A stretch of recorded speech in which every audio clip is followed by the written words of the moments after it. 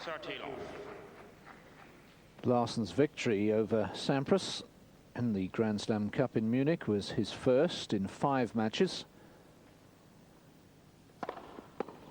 40 love. But there's no doubt that Magnus, the 24-year-old from Olofström, is playing the best tennis of his life right now.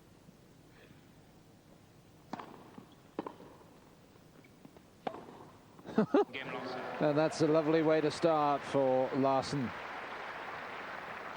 1 game. Well, as I said, Fru McMillan's with me. Fru, Larsson's been a good journeyman pro, and then all of a sudden in the last sort of 6 months, he's come on leaps and bounds. Yes, he had couple of real pick-me-ups, particularly from Todd Martin. Once he'd beaten him in the French, he seemed to go on to strength.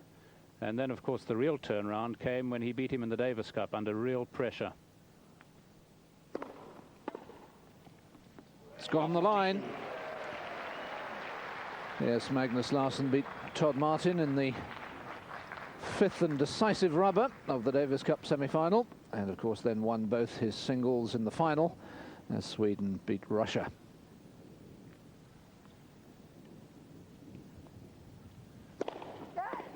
First serve. Well, it seemed a long way over the net, and Sampras not particularly pleased because he's having to check the sun there. It's a little tricky for him, and he didn't really want a second look.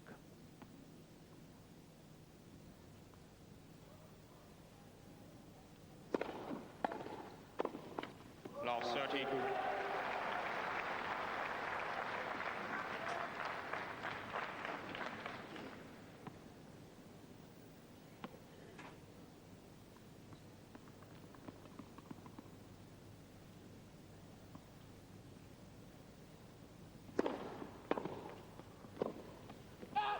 Well now. Love 40. 3 break points for the man seeded in a Grand Slam for the first time. Magnus Larsson seeded 15.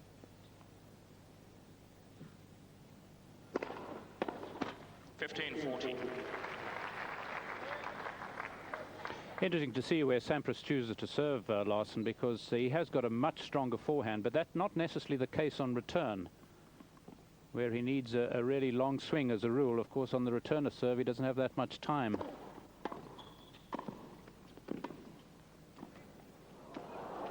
Oh, that's great touch.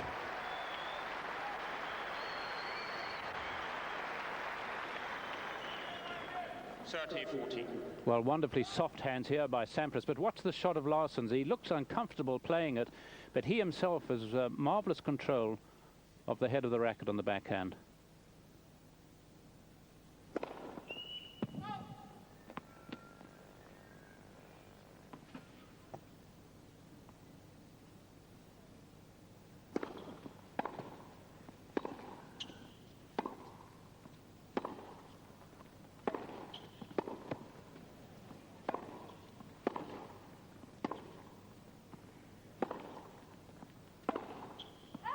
Pity.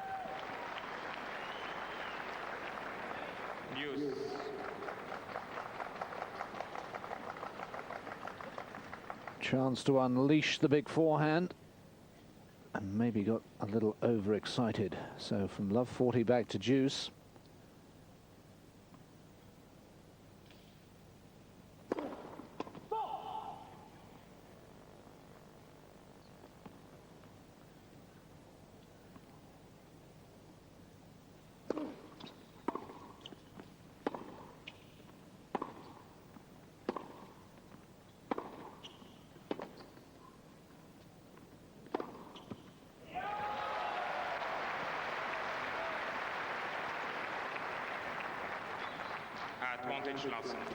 Well, interesting tact here by Larsson, because I believe this is how Sampras is beatable. I saw Courier do this against him at the US Open.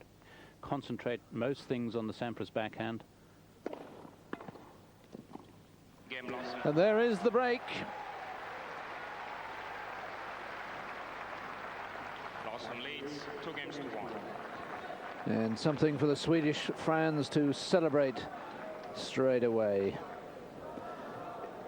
And in a way, I suppose, Fru, as two neutrals, what you would want in this match is for Larsson to get off to a good start, to really make it interesting, to see how the world's #1 responds under pressure. I think that would be good, yes. Particularly as Larsson, one would imagine, would be full of confidence. The only setback really came in that final in Doha, where he lost to Edberg.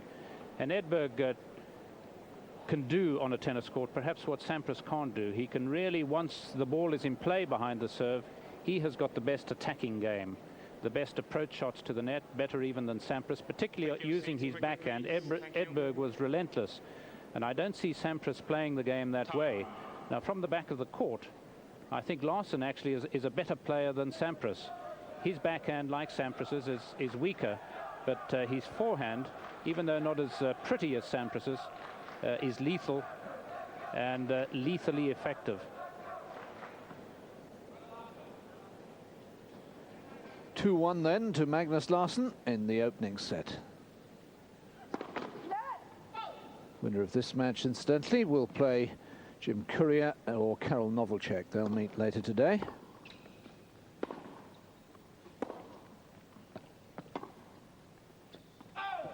Love 15. The voice you can hear of our umpire, Andreas Egli from Switzerland, who became a full-time official with the International Tennis Federation last year. 15.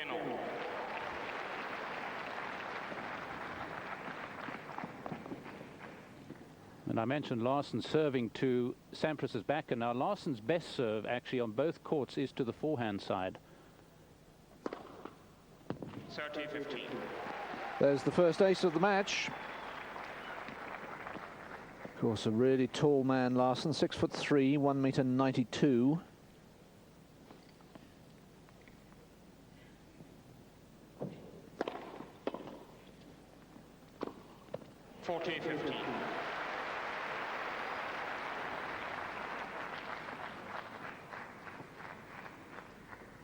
And really changing his usual pattern here very much so, and cleverly, I think, serving so much more to the backhand.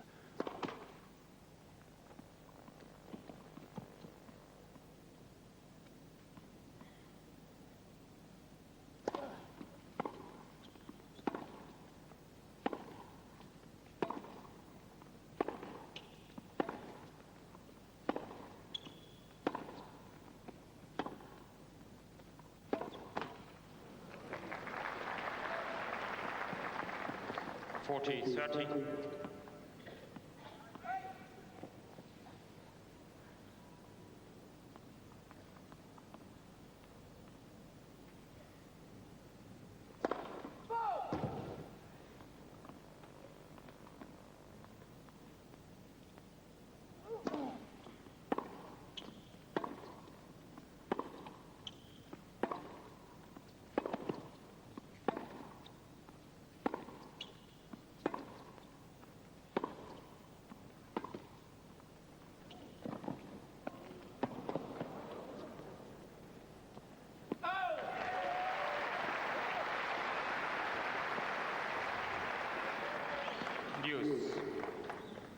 Well, I don't think a particularly clever shot this by Larsson. Although Sampras hasn't got the best chip in the world, he would have to have played it really well for Sampras to have been really bothered by it.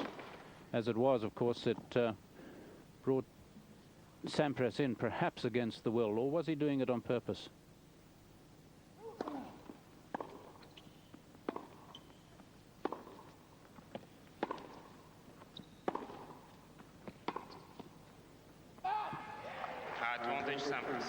Well, Larsson will kick himself if he loses his lead here. 40-15 up in this game. And now a chance for Sampras to break back.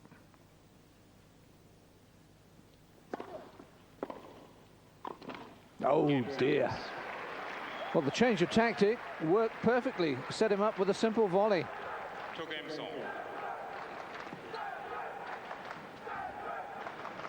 And you'll notice it's a Greek flag they're holding, those Sampras supporters.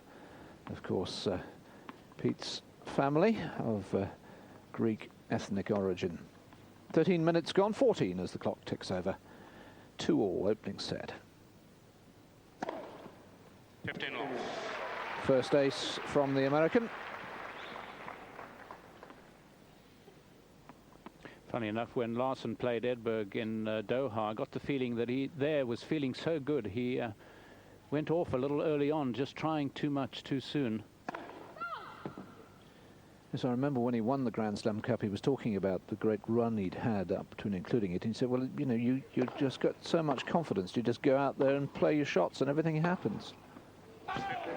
15 all. Flexion ball was good. 15 all. Oh, it's an overrule. It's an overrule by Andreas Agli, called long. Yes, I thought it was long. That's why I called so fast. I said the score before he...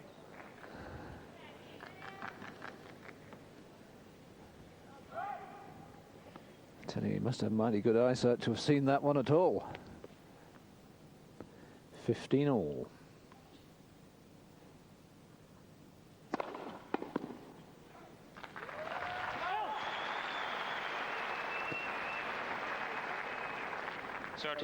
The caption is wrong. It's 30-15. They haven't cottoned on to the overall yet.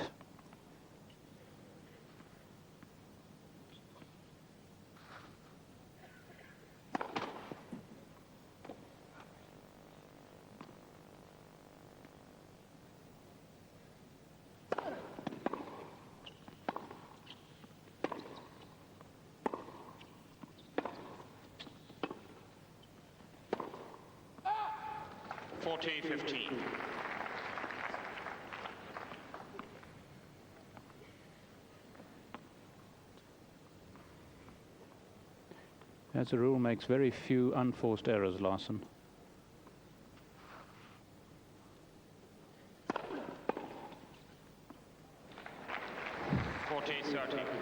A little stare from Sampras because it wasn't exactly out of the sweet spot of the racket, the return. No, I think he thought too it might have been long, but the ball was just inside the line.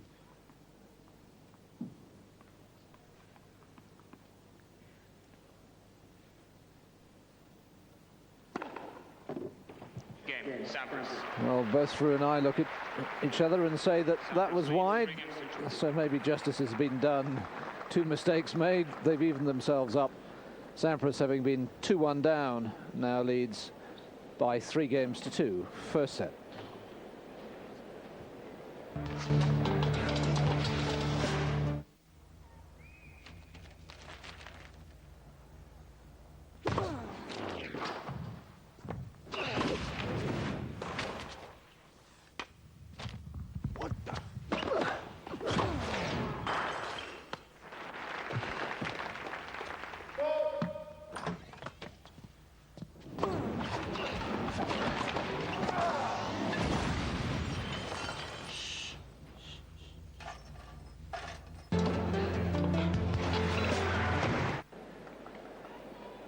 Day 7 of the Ford Australian Open, and the sun is back with us at Flinders Park.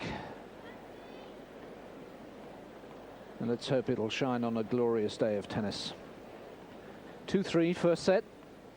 Larsson to serve to Sampras.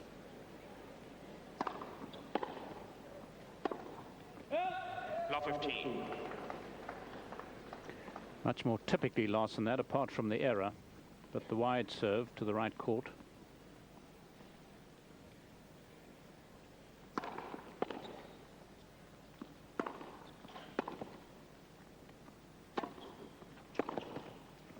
Oh, that's a great shot.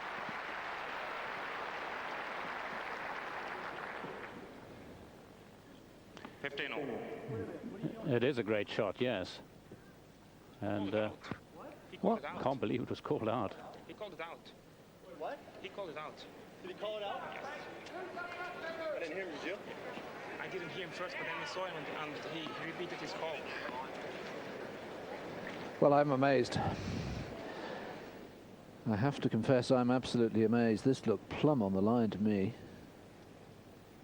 It is plumb on the line. But anyway, 15 all. 13-15. And the worst of it is, of course, that there's just a bit of a sour taste, particularly in Sampras's mouth at the moment, with the calls.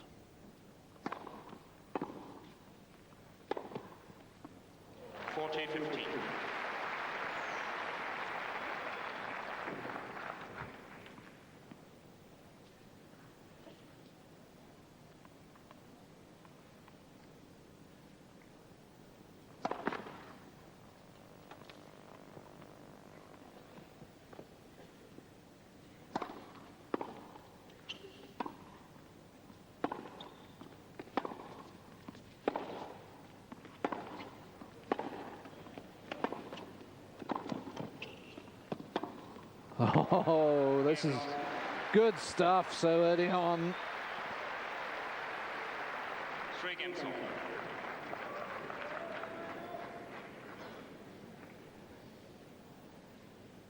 Do you think that's what Sampras should do, rather than getting involved in baseline exchanges through? Look for the opportunity to come in?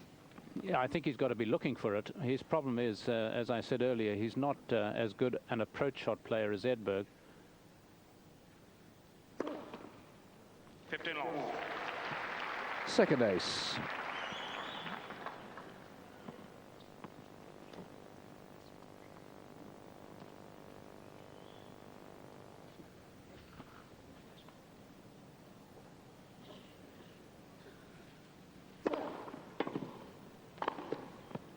Long.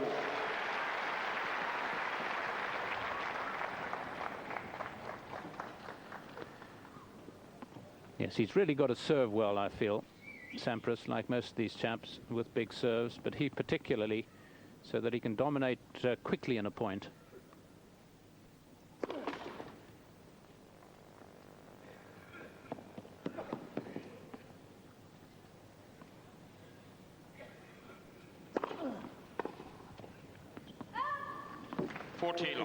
And interesting there, although he made the mistake, that Larsson was looking for the opportunity to chip and charge.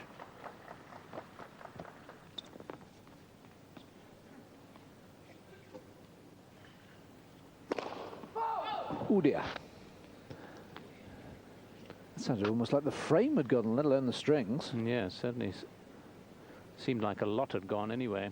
Yes, I don't think Larsson actually chipping and charging, as it were. Let's see, he has quite a few strings, it looks.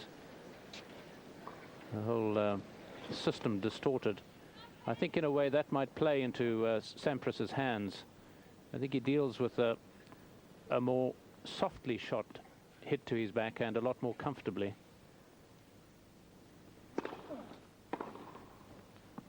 Game, Sampras, 4 shoes, please. Love game for Sampras.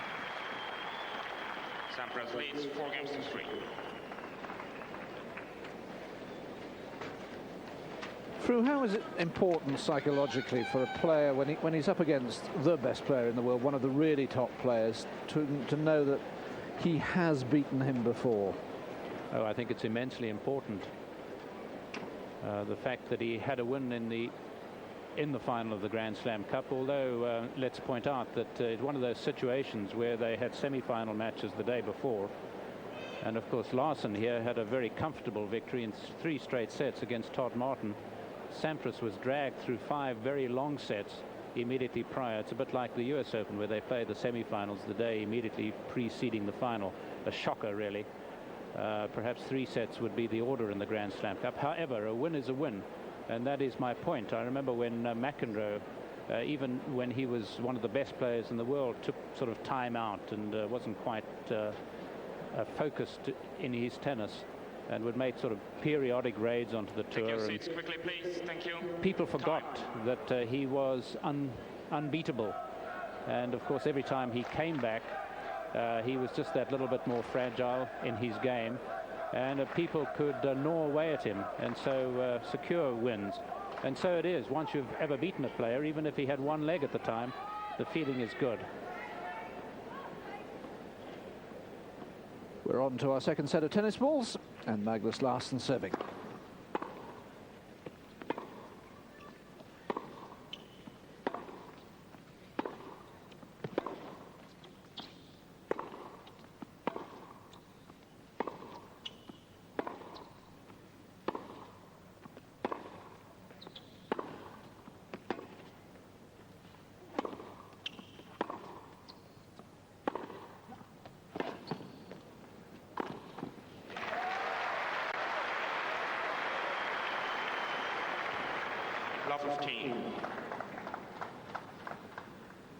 Well, just as there's a weakness, I believe, in the Sampras backhand, so there is too on the Larsson. He can only do this so often, to steer the ball back with one arm, because in the end he's going to hit a short shot.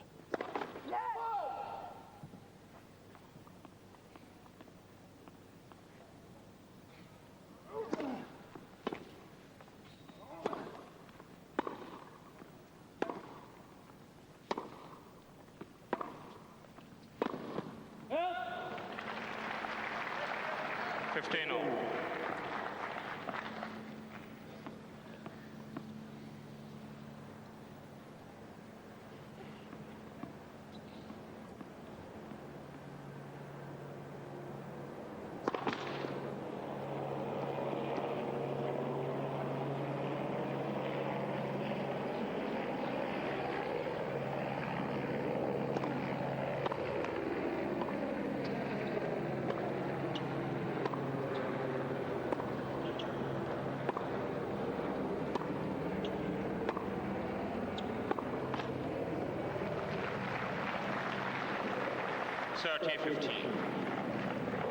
A very clever second shot from Larsson, because Sampras had him out of position with the return, and Larsson giving it all he had, but body-wise that is, but steering the ball back deep so that he had time to get back to the middle of the court.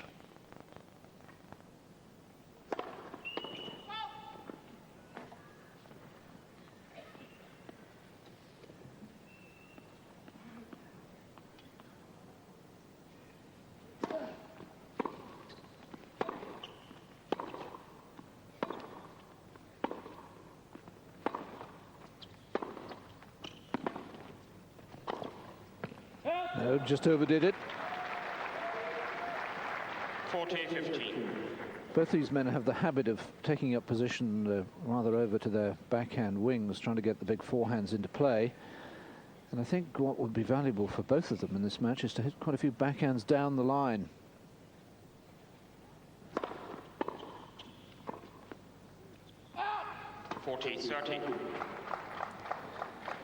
Larsson's a useful doubles player with Nicholas Coulty. Trying to remember, through semi-finalists at the US Open last year, I think. Yes, and was seeded here, but unfortunately lost first round to a wildcard team.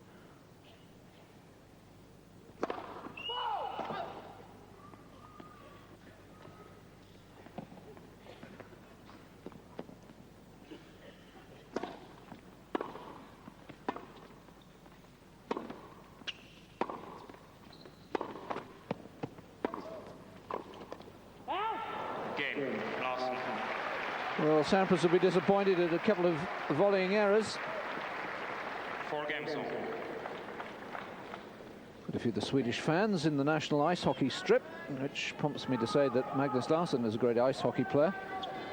I tell you, he'd be a fearsome defenseman. I wouldn't like to be body checked by him. Sampras on those backhands, waiting for the ball to come to him and having to play them pretty low, just steering it. If he'd moved in a yard more quickly. 15 long.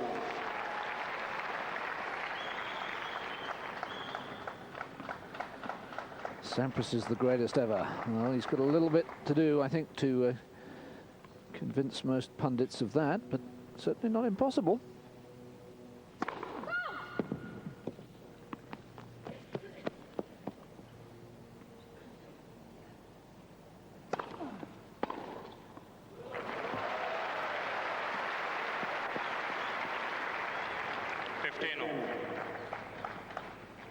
Well, that's that sledgehammer blow of Larsson's. Can't be Australians, those people with that sign about Sampras being the greatest ever, because there's so many great Australians.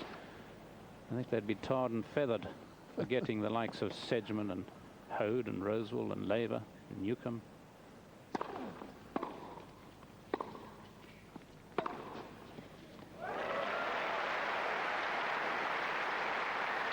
Well, the sledgehammer 15-30. in action again. My word, it's a formidable weapon.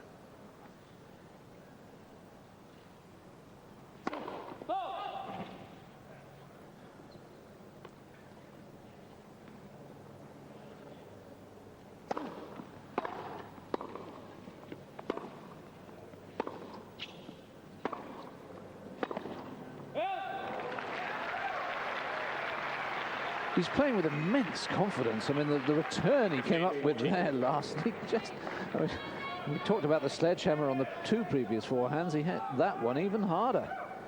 2 break points.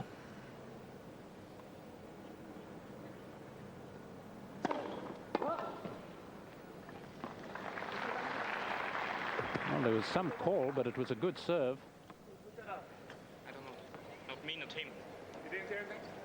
I heard something, but it was not him. So. Yes, I heard something. That's Definitely a call. I thought it was the linesman. Didn't actually see him, but I can only assume it's somebody in the crowd, but certainly I think everybody heard somebody calling out. But not the officials, so that's 30-40.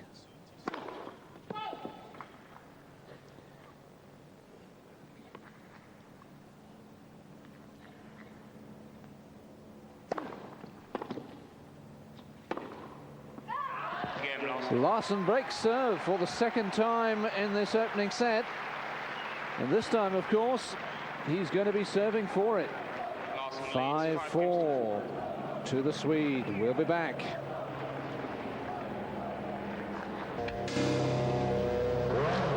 To serve for the opening set against the defending champion.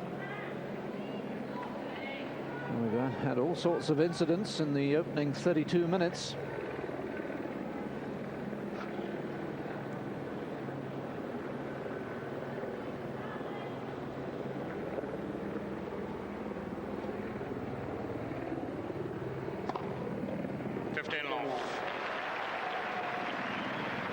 Ace number 2 from Larsson.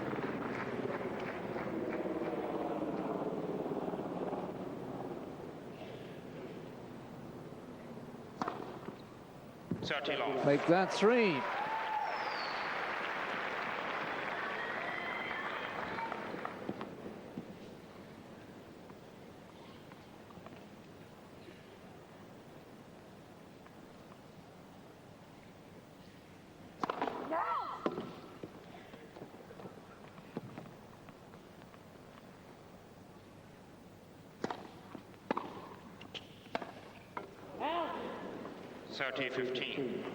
I think it was against LeConte in Doha. He hit 4 successive aces. Pretty rare.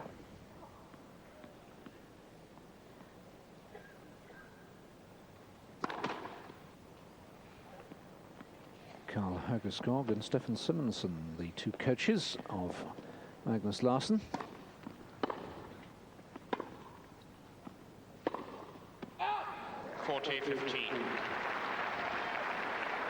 And from 2 coaches to 2 set points.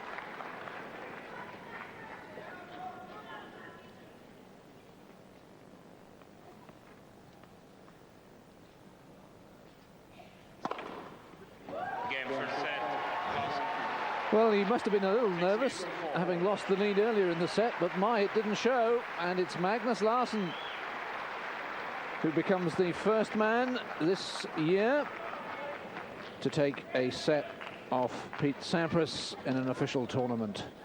Remember, Sampras had won his previous 3 rounds in straight sets. Indeed, he'd conceded only 15 games.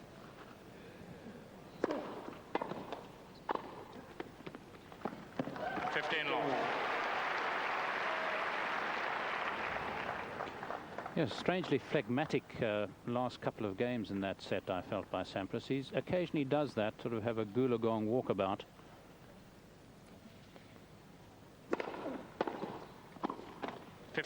But you can see here that Larsson is eager to run about, to drive home the advantage he has.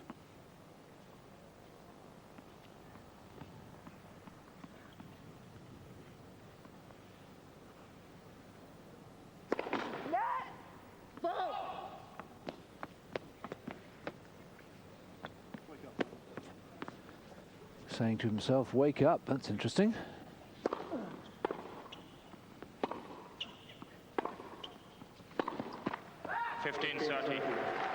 And he's going to have to wake up pretty quick. Yes, well, the problem in the last service game was that there was only the one serve that really penetrated the defences, not an ace, but it created the error, and he needs more of those.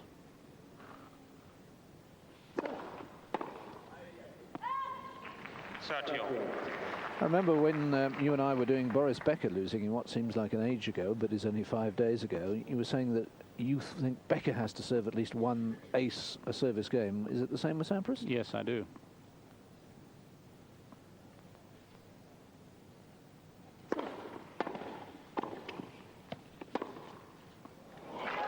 Well, he's called that good, and I'm far from certain about that. Well, I thought it was out. 30-40. This is the reverse angle. That's out. Call good. Sampras is not getting the luck out there. And it's break point.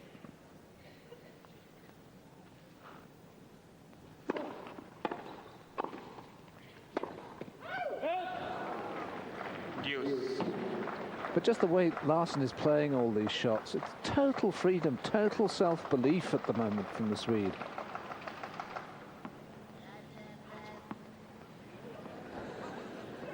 I'm not sure who that wag in the crowd was.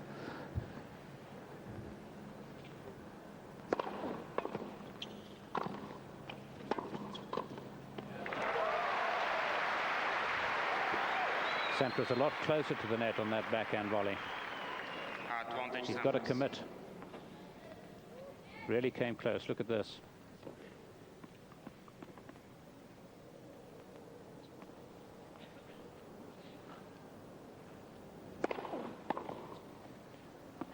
Game Sampras. First game, second set.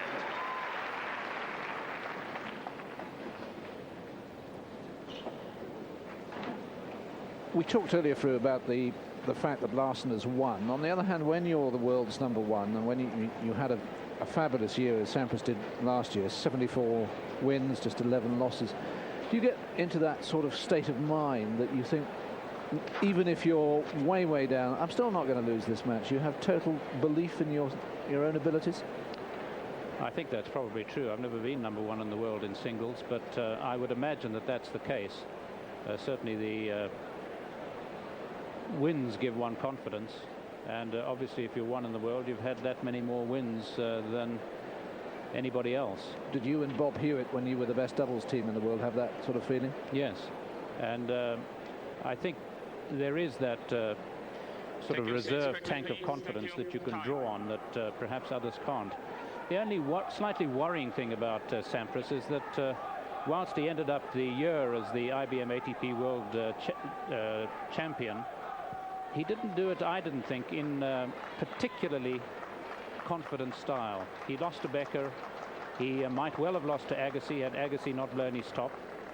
And of course we know that he lost to Larsson in the Grand Slam Cup. So I don't think it was Sampras in particularly rampant form. And that is just slight concern. Love one, second set.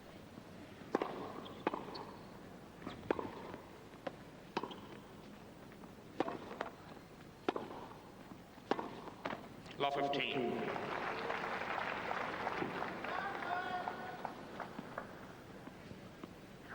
And then of course he came tumbling down prior to that in the US Open because he hadn't played much. It had been injured. 15-all.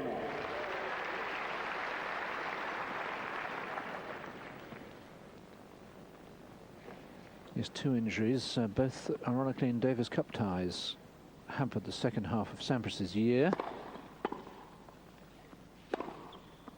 30-15.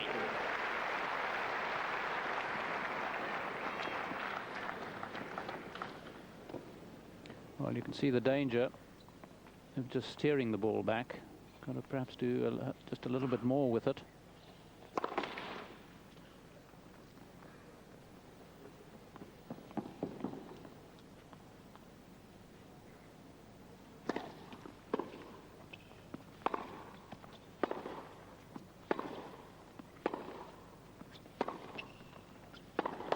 Oof.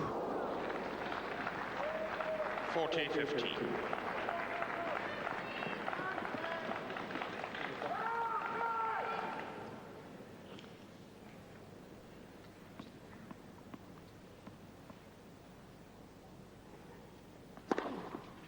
Game, Larsson.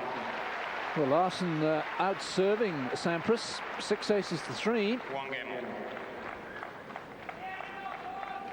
Yes, going back to the point about the need for Sampras to serve aces, I don't think it's quite as essential for him to serve as many as Becker, because his game is perhaps a little bit more rounded than Becker's after the serve. But he certainly needs to be able to press the person wide opposite him so that makes his volleying a little bit easier. He doesn't have the definite Edberg type volley.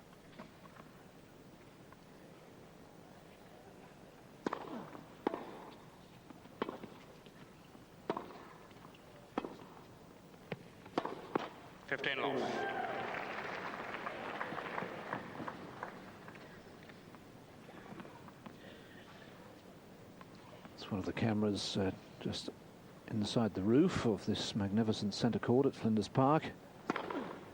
13 off. And there's Sampras' fourth ace.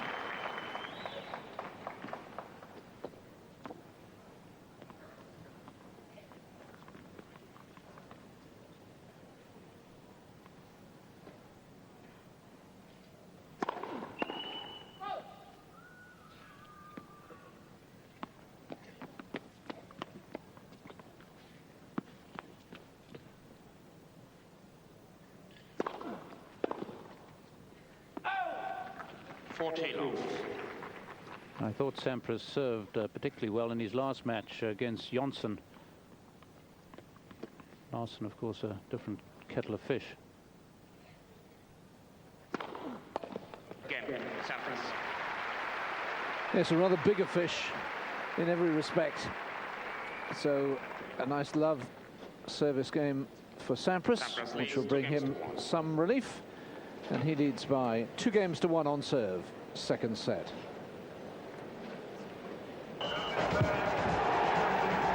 You're watching the first of the fourth round matches in the men's singles at this year's Australian Open.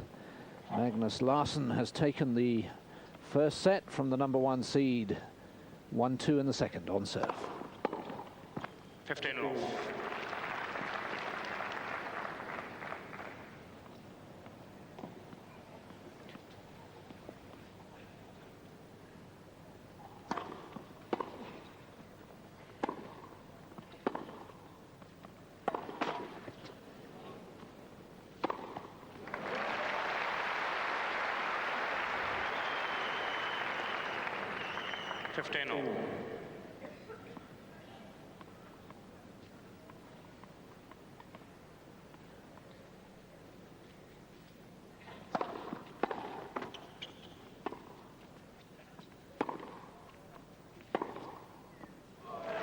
Now there's the backhand down the line that I was mentioning, and 30-15. Wasn't particularly well struck in the sense it wasn't the most powerful of shots, but Sampras totally stranded.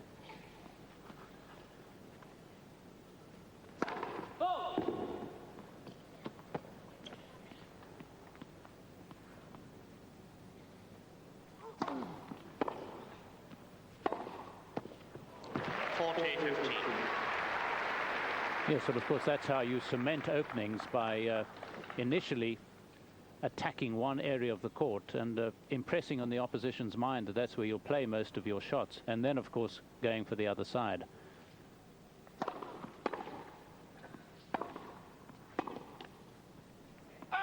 Game, Larsson. 2 games on.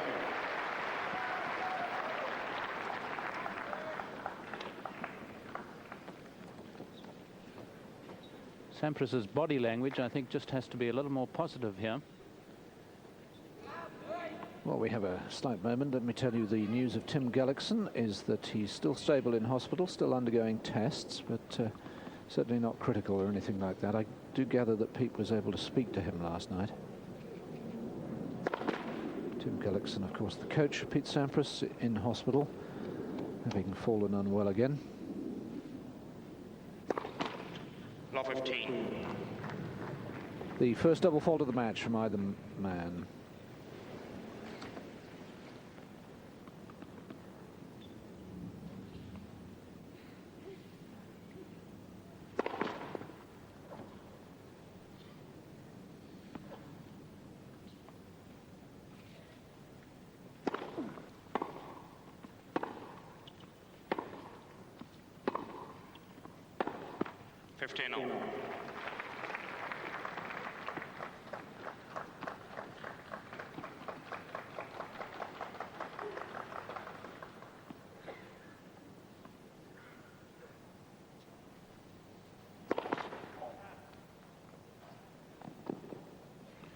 happy with his stringing.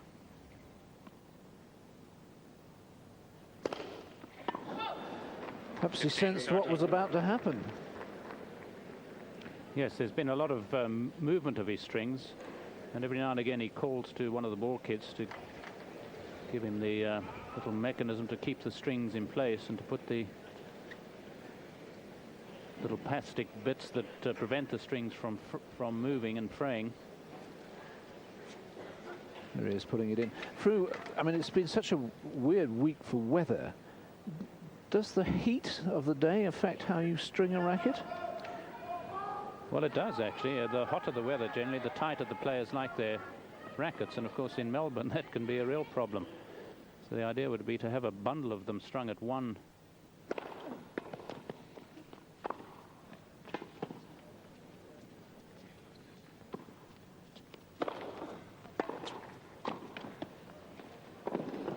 Ooh, so close. And did he hurt himself? I think he ran into Cyclops. 30 all. No, he's fine. Yes, this is magnificent. This is where Larsson is so good at these running backhands. He sends out that left arm, yes, just tricking it with his left ankle.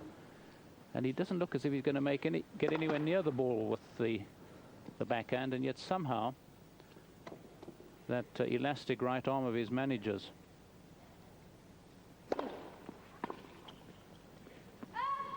Forty, 30.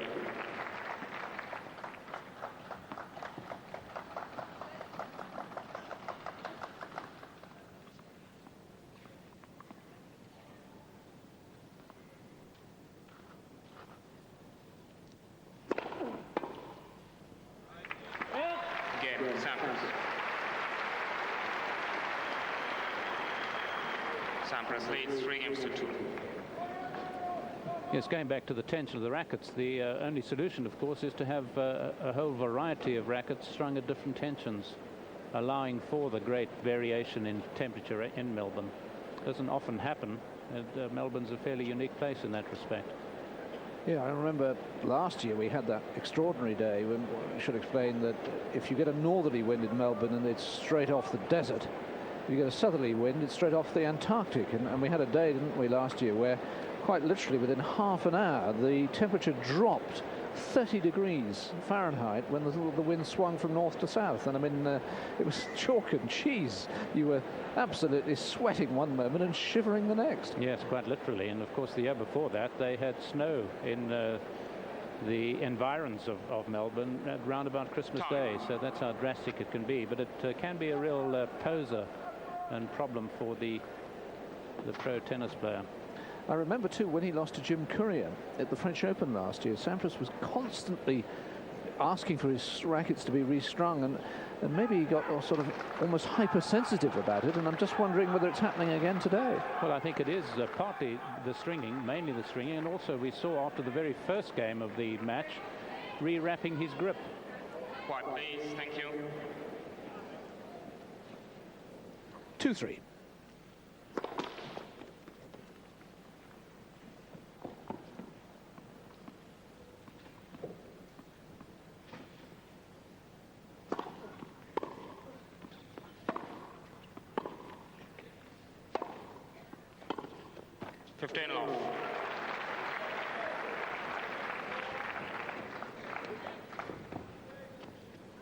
Whatever it is, Sampras is not exactly happy with life at the moment.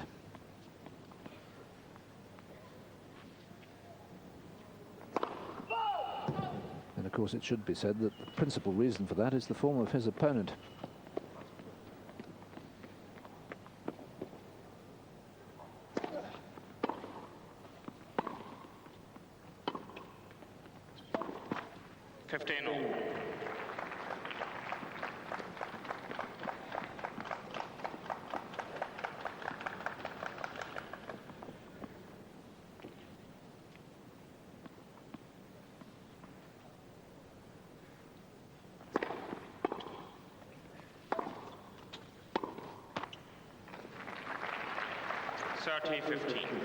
Well, some pathetic applause off the court. It's almost as if Swedes in the stands are trying to compete with the Americans and vice versa.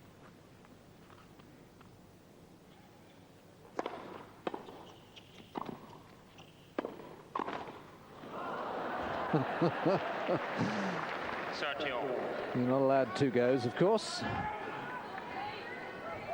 Got a lovely attitude, Larsson. He's a pleasant character.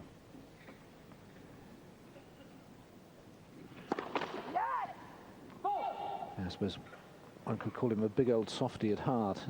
He is a charming guy to talk to.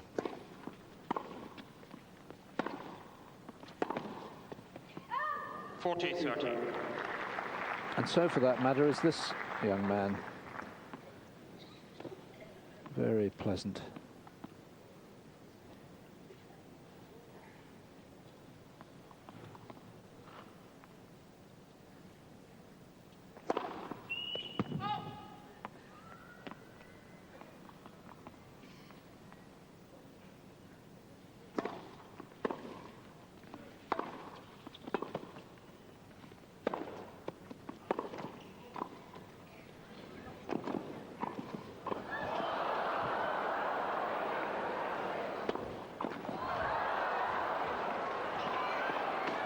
It's unbelievable stuff. Game. Larsson. Ball change, please. Come on, Mr. Director, I want to see that again. Might tire Sampras out too much to have to see it again. I've never seen him run as much as this in my life.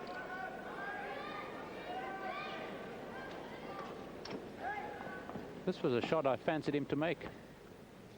But Larsson had his favourite forehand down the line covered. And after all that, it's 3-all in the second set, and we have a new set of tennis balls.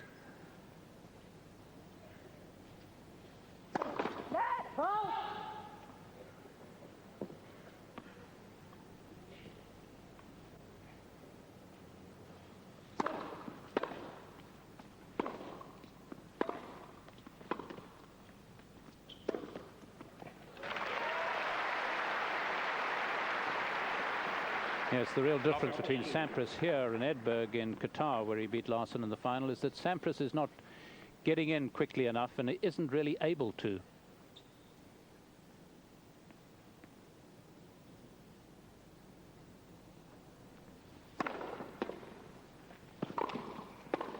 Oh, dear me.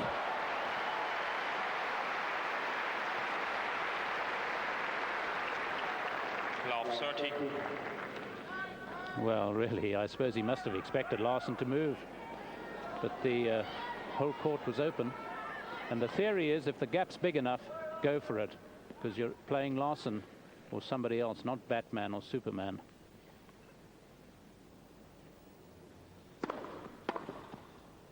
It's good. Love 40.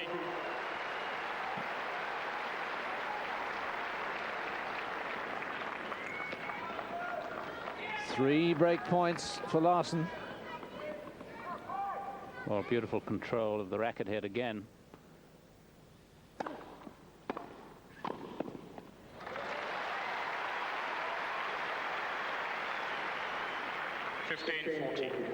You know, Larsson has missed 6 break points so far in this match. Sampras has converted 1 of 1. So Larsson really could be way ahead.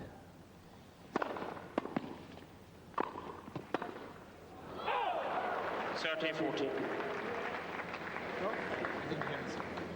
saw your reaction, but I didn't. Thinking it might have been a net. Yes. 30-40.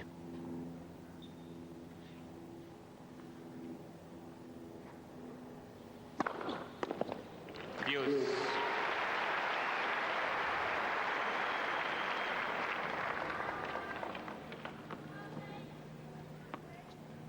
Perfect placement.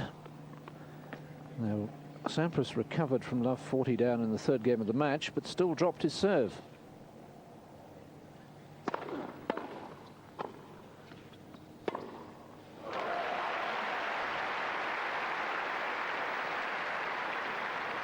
Advantage Larsson.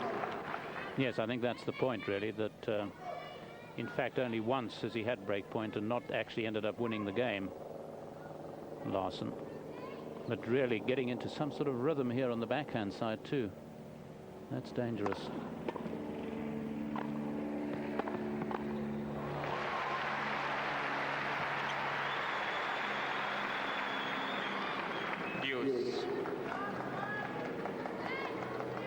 Well, the better serving here from Sampras, that's making it easier for him to dictate from the net. At the better serving end, as you can see from the shadows, some behind him.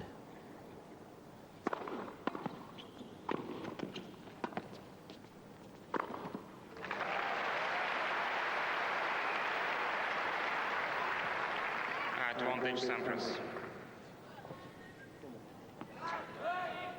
And Pete just talking to himself, come on. Just fretting away, and understandably so.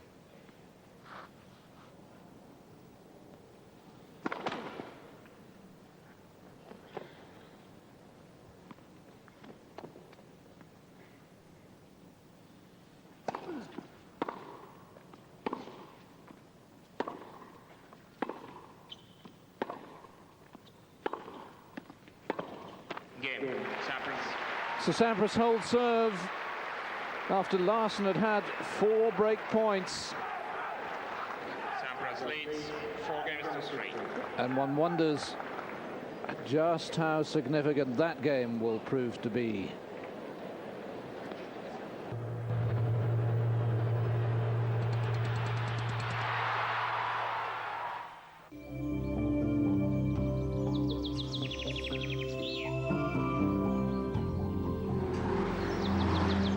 European Figure Skating Championships from January the 31st on Eurosport. Quiet, please. Thank you. A quite outstanding match. Pete Sampras a set down and clinging on in this second one, feels. But he leads 4-3, and now it would be understandable if Magnus Larsson had a little reaction, having had those 4 break points. 15 long.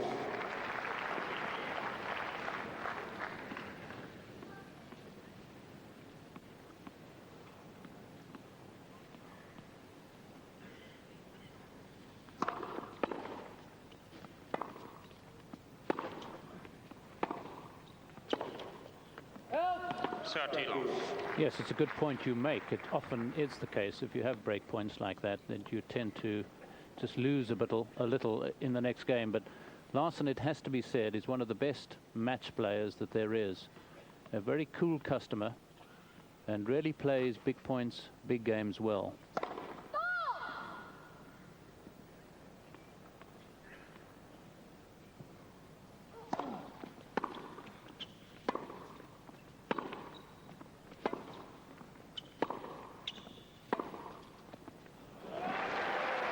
Yes, he's certainly suffering no reaction. 40 long. I think just about his greatest asset is that, Larsson. And of course, a coolness, he's unruffled. And opponents would like to see their opponent's feathers up.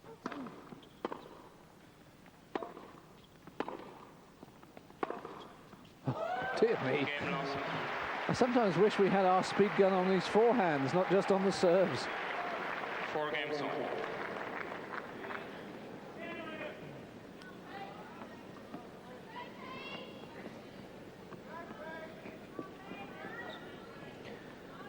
I make it Magnus Larsson has just lost 4 points on his serve in this set. 4 all.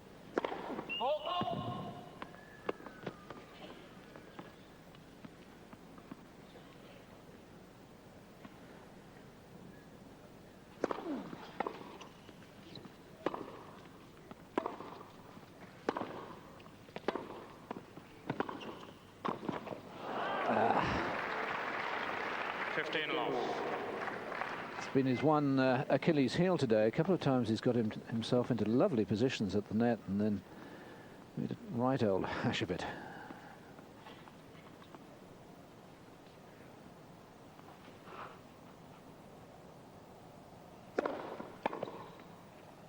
30 long.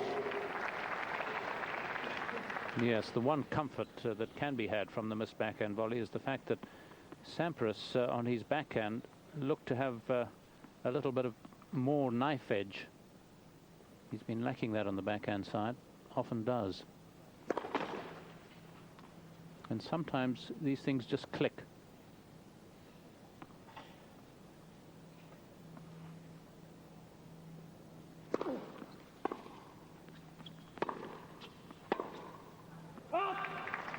Long. I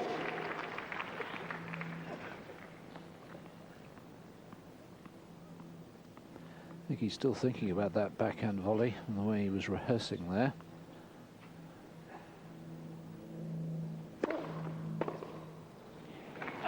Game Sampras. And that's almost the first loose game that Magnus Larsson has played. Sampras leads 5 games to 4. And it gives Pete Sampras a love service game. But it's almost part of the Swedish personality, isn't it? They seem to be so phlegmatic. I mean, we always talk of Anders Jared and to a certain extent Lars Jonsson, Sampras' last opponent, as the un-Swedish Swedes because they get a little ruffled. Yes, they certainly have a history of coolness, and it is a great asset, not only on a hot day, but as I say, I think to keep your cool really when others round about you are losing theirs, and players sort of look across and they're looking to see a little bit of edginess.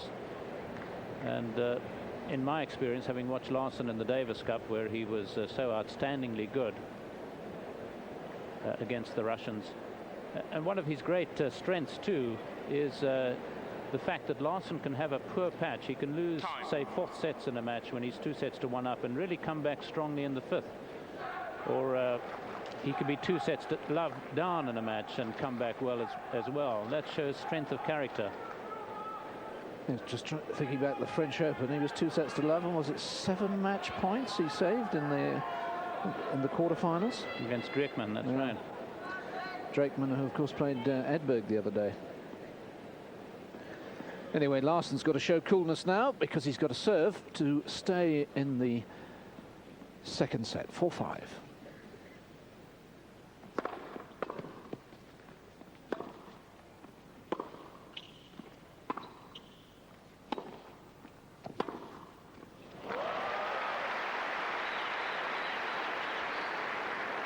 Long.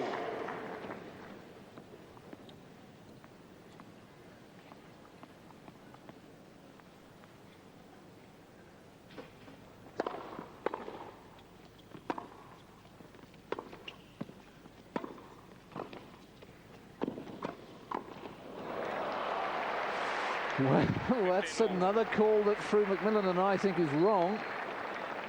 And that's right in front of... That's only half the mark. The other half is on the line.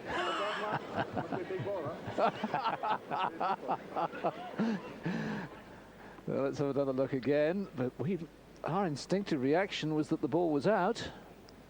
Just wide. So Larsson's had a poor call. Sampras had it quite a few early on, and that one really was under the umpire's nose.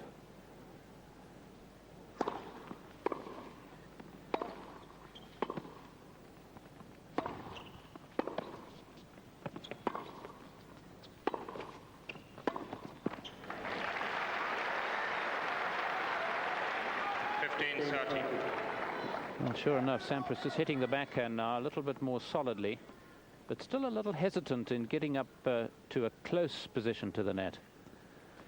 Within 2 points of levelling at a set all, Sampras.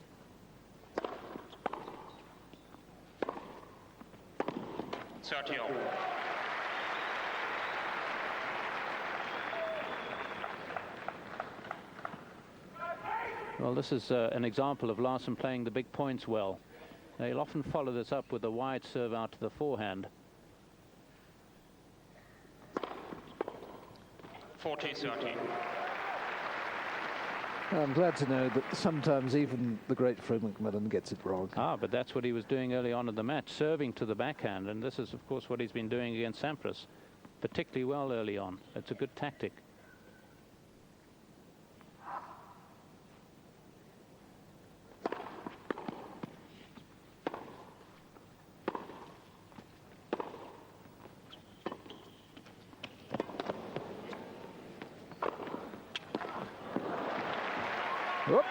Mind the flowers. Use. We saw Sampras running for balls earlier on that more than he normally does, and Larsson himself covering a tremendous amount of ground here.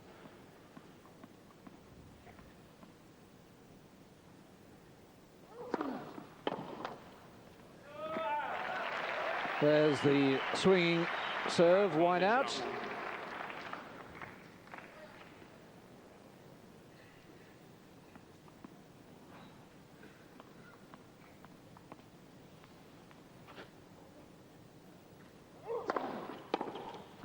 Game Larsson.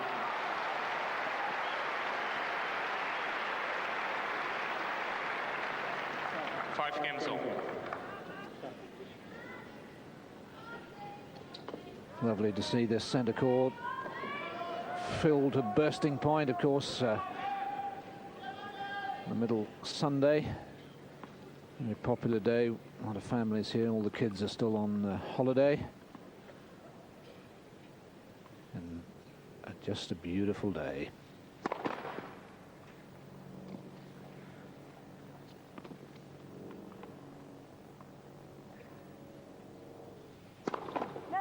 Second serve. I understand there is some thought, not in the immediate future, of Wimbledon playing on the middle Sunday and having the second Monday off.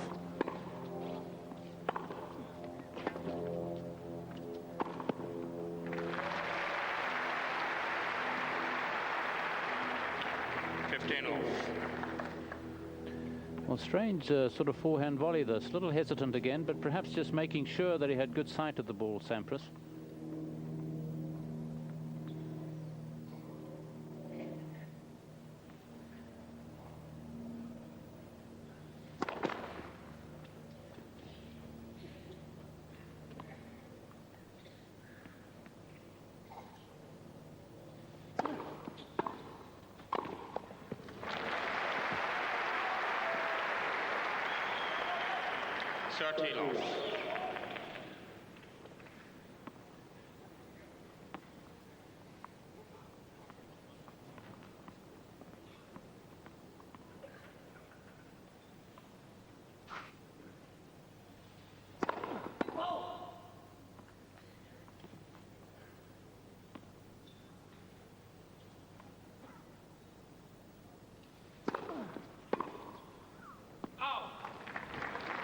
Love.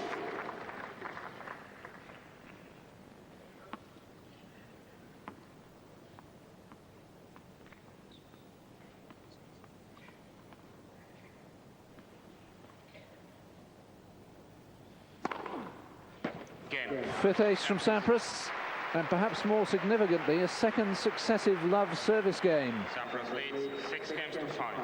Sampras beginning to hold serve easily, and that may be significant in the future pattern of this match. 6-5.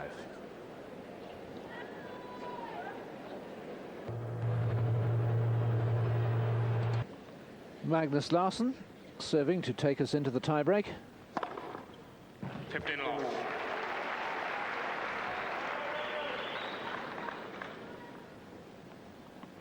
And the Macmillan and Mercer patented computer says that's 7 aces.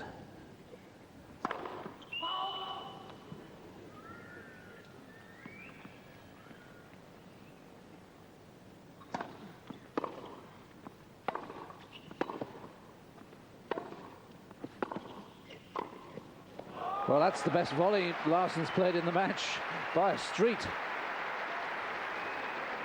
30 love.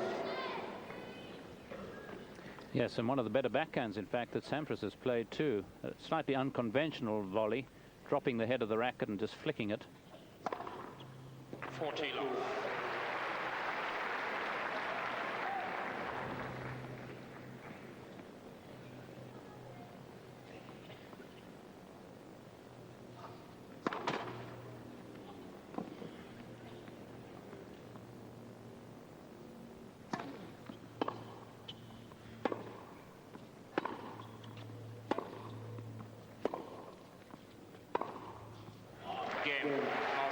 Larsson answers the love service game with one of his own. 6 games all, second set, tiebreak. And this second set will go to the tie-break. Well, they've played 5 tiebreakers, these chaps. Larsson's won 3, Sampras has won 2. And last year in the Australian Open, Sampras played 6 tiebreakers and won all 6. 2 of those tiebreakers were in the Grand Slam Cup final. Larsson won both of those.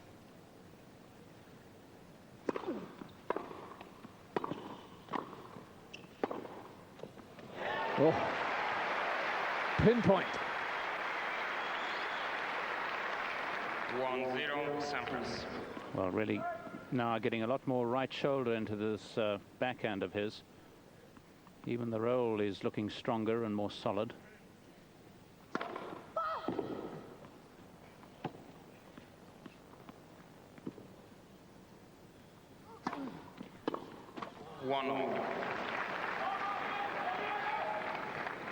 Actually, the first time these two ever met was here at the Australian Open in 1993.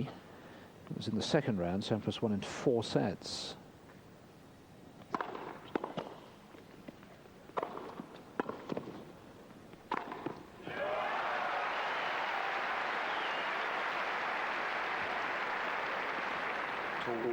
Larsson. Well, you can see why he's quite a formidable player on the doubles court, this champ. Doesn't look the epitome of a doubles player, but he handles his racket so well.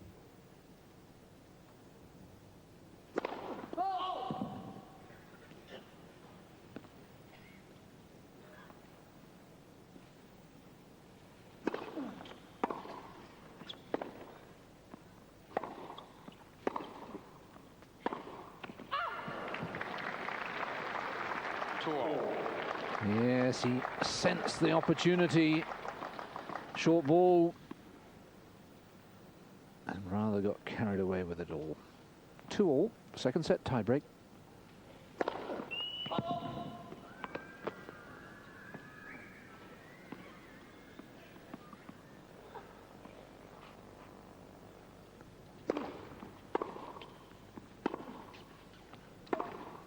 Oh, dear me.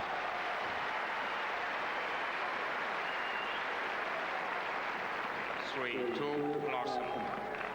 Well, again, Sampras just staying back, getting into these rallies. Larsson gaining a bit of ground with his return. What he hasn't been doing is returning well the last few games, just pushing them back rather than hitting them. It's the Swede who has the first point against the serve.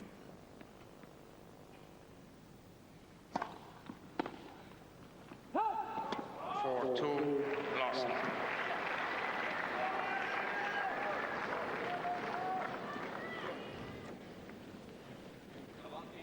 Changing ends every 6 points, of course, and I think Sampras will be quite relieved to get down the other end. He's out of the sun now.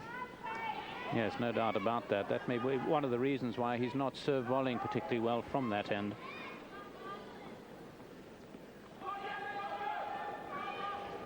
Quiet, please. He's Thank now you. at the presidential box end.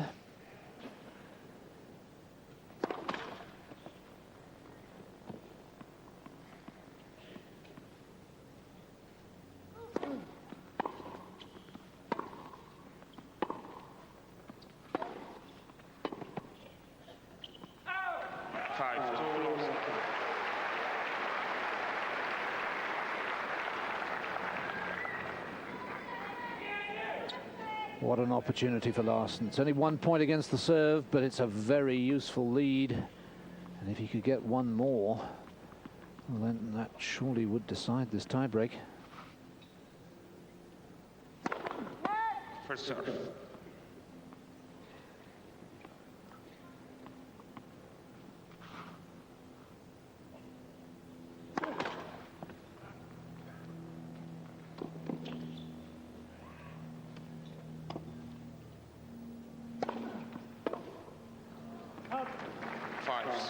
Larsson.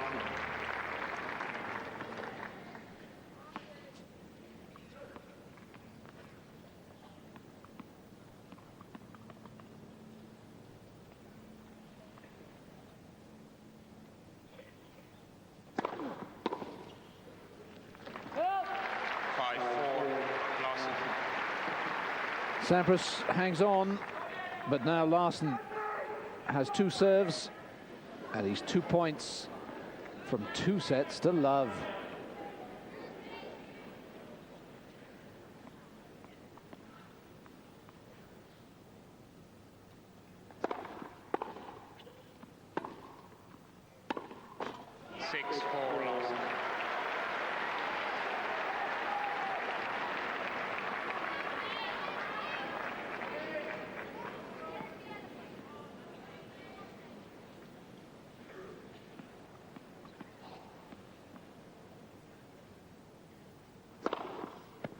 Oh, what a way to wrap it up. Ace number 9. And Sampras, the defending champion, is going to have to come from 2 sets to love down if he's going to retain his title. High drama. About this centre court now. Pete Sampras, the world's number 1. 2 sets to love down to Magnus Larsson, the man who beat him last time out. The Swede at his highest ever ranking of 18 and playing like a man inspired. 1 hour and 21 minutes so far. Larsson to serve. Start of the 3rd set.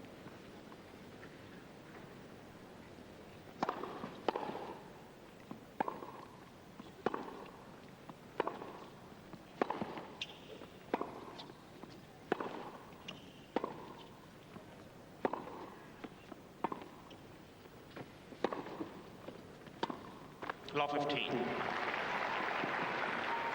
Well, this is an appropriate time to start, I think, for Sampras, because where he's really been lacking is attacking the Larsson second serve. He's really made very little impression.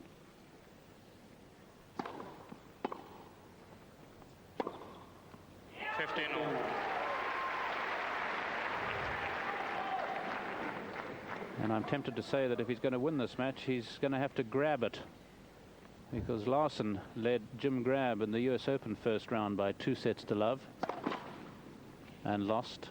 But that's unlike Larsson, I would say. That was last year.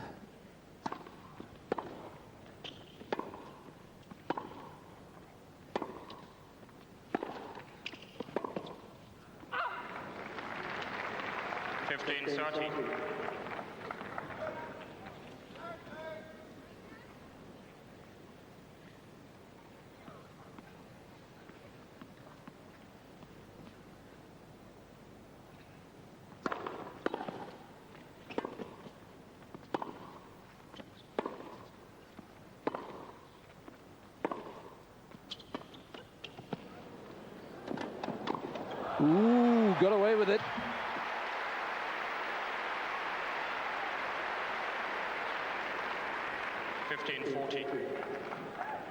Well, it's a lovely feeling when it comes off, but he might have looked awfully stupid. That's what I call a drop shot lob he played there.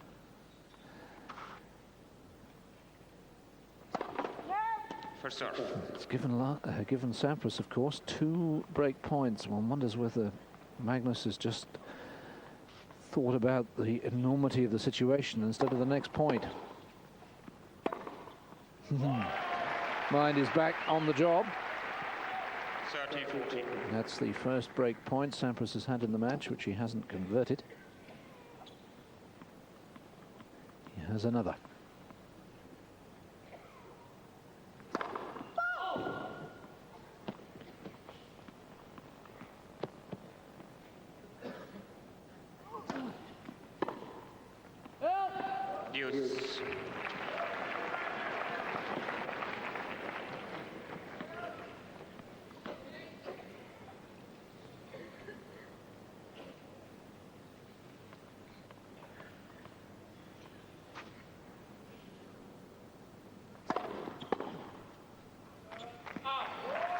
Advantage Larsson.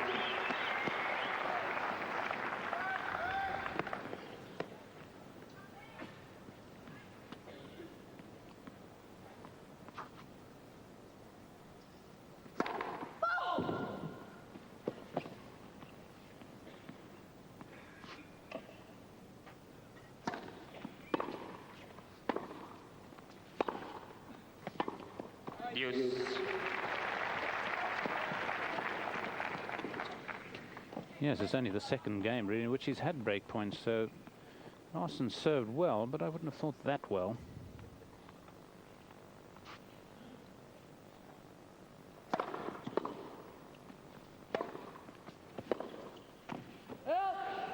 Advantage Larsson.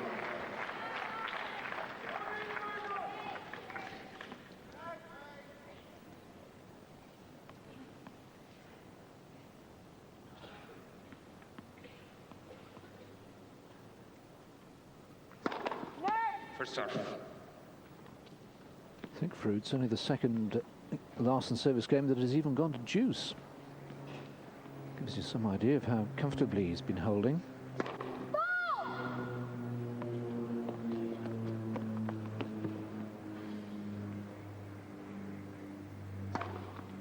And a second service ace.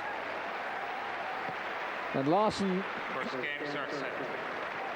comes through what could have been a key game, because Sampras would have loved to have punctured the balloon a little bit by breaking right at the start of the third. Yes, and in a way, the game was played perhaps typical to Sampras today. And I've seen him in this sort of mood before, where he just seems to lack real killer instinct, as if his mind is off elsewhere. But it's also very typical of Larsson, because so often when a player does have 2 sets to love, particularly against somebody that perhaps they're expected to lose to, there is that immediate reaction at the beginning of a third set.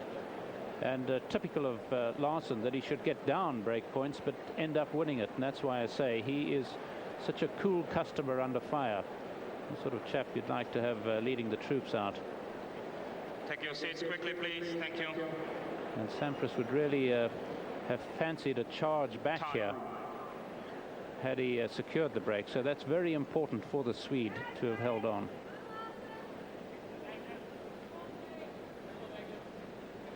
And Mary Pierce, an outstanding women's 4th round match.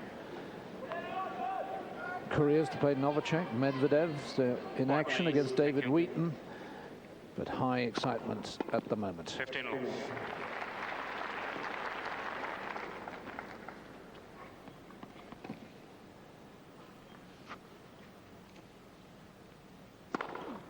Thirteen off.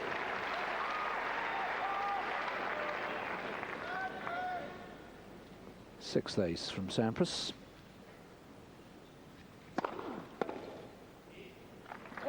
Fourteen off.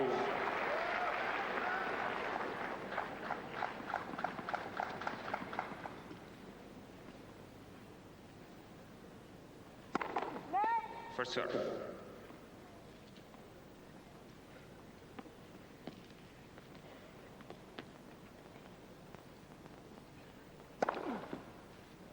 Game. Sampras, ball change, please. 1 game all, third set, new balls. Well, if you're a Sampras supporter, I suppose one crumb of comfort now is that he's won his last 3 service games to love. Well, certainly a great help. He really looked in his last match against Jonsson to be in sweet serving form, and I thought it really augured very well for this match, because I accepted that he really had to serve well against Larsson. See him changing his racket. He's had well, racket problems really from the second game onwards. If he wasn't changing the grip, he's been fiddling with strings. That's not exactly broken, but perhaps just a little on the soft side. Who knows? Yes, this is now racket number 4 for Sampras in this match.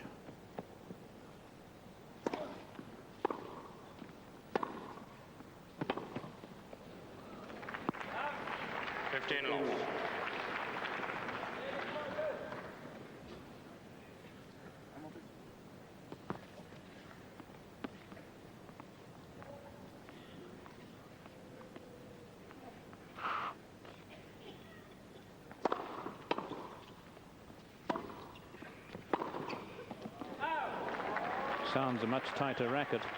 13 off. Tighter for him means he should have more control on the ball. Yes, he should be able to swing even harder. 14 off.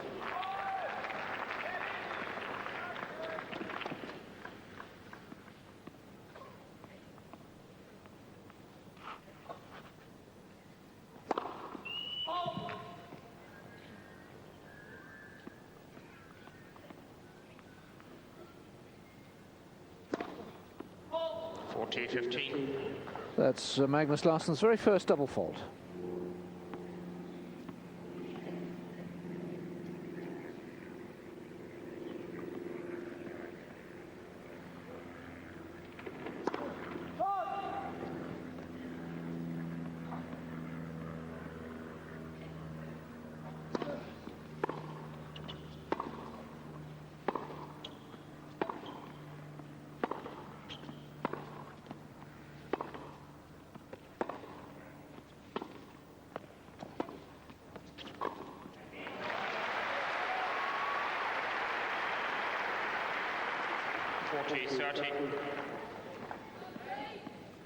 Well, not exactly pure aggression by Sampras, rather like a stroll into the net.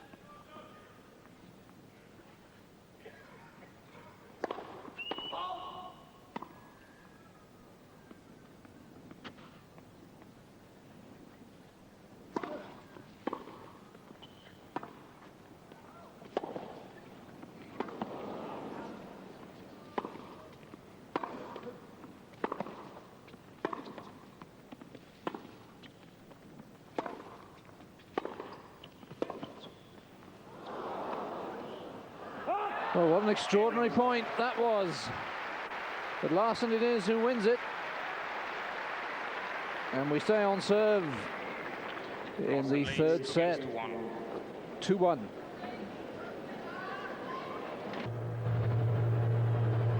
Magnus Larsson, the man threatening to cause the biggest upset of the tournament so far, leading the #1 seed by 2-0 and 2-1. We're on serve, third set.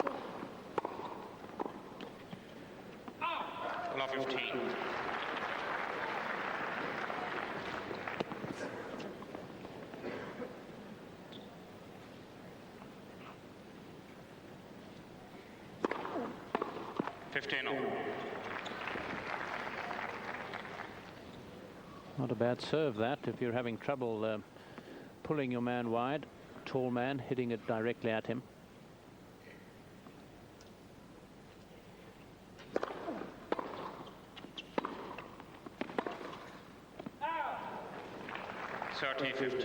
But it's not something that generally Sampras would have to think about doing. Edberg perhaps, because he doesn't have the pace on the serve that Sampras does.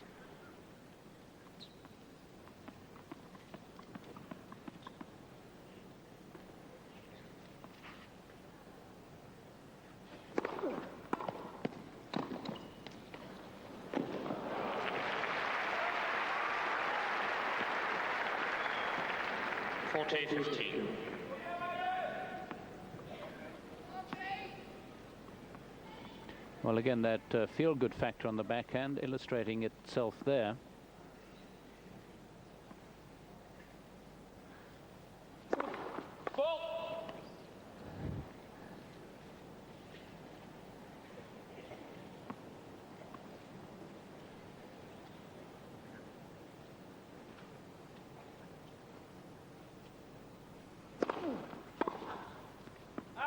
Game, Sampras. So another comfortable service game for Sampras. 2 games. Just 1 point conceded in 4 service games now by the American. 23-year-old living in Tampa these days.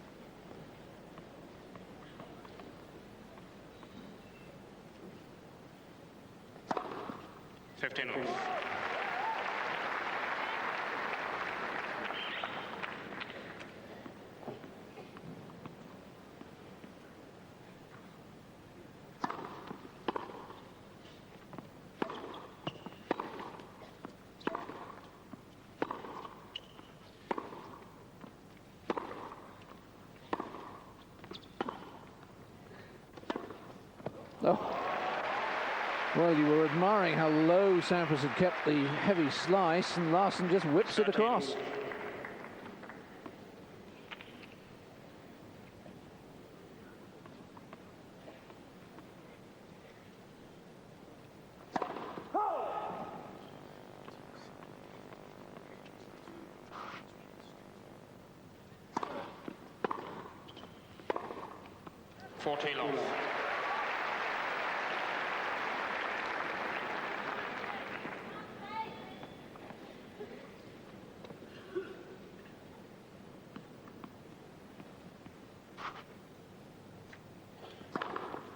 Game, Larsson.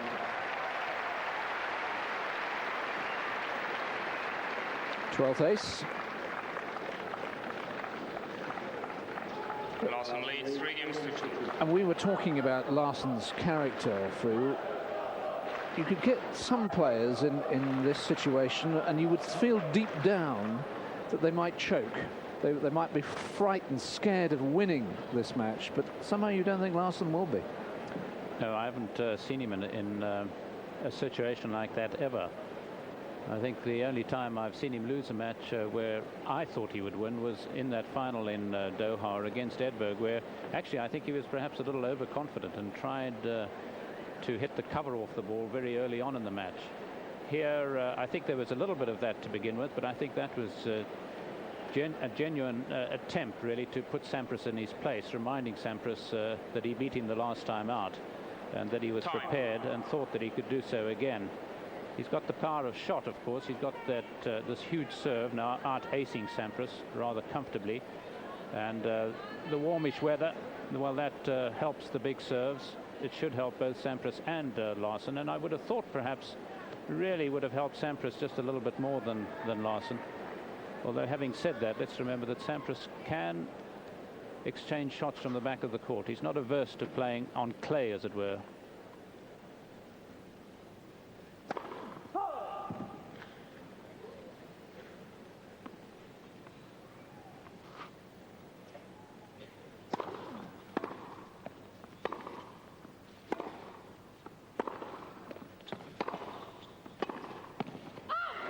Plus 15.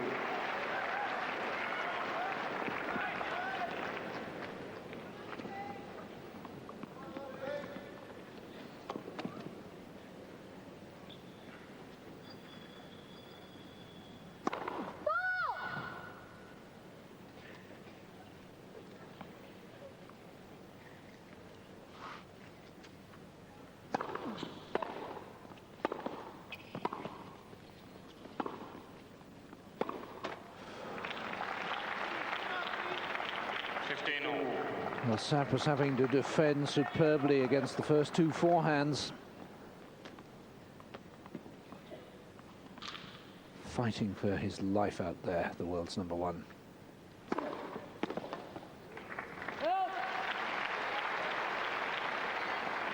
Thirty 15.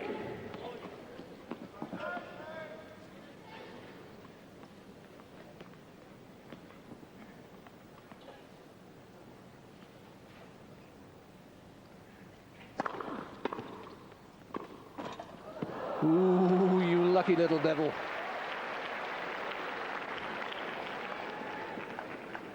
40-15.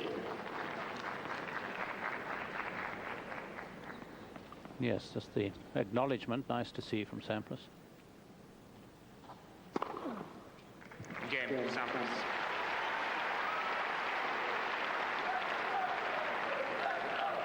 Three games home. Well, what a difference in a year for both Sampras and Larsson, but particularly Larsson. Sampras last year at this stage of the event looking a lot more comfortable. Larsson lost 5 straight first-round matches last year. In fact, his first win was against Jeremy Bates.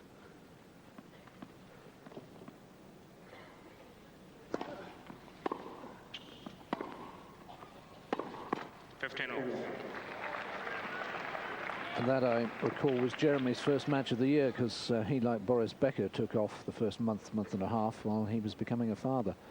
So it wasn't exactly the greatest win Larsson's ever recorded.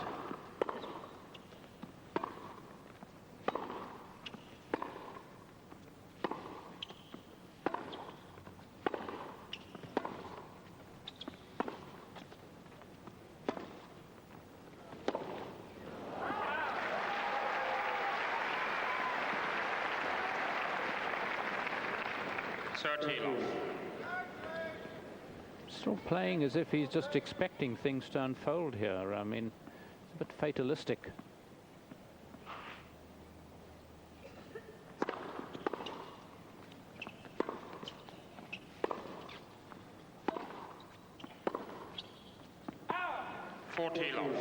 Yes, it reminds me a little bit going back some 18 months when he lost the first round of Queen's, the Stella Artois tournament just before Wimbledon, to your fellow South African Grant Stafford, and he just seemed to accept his fate.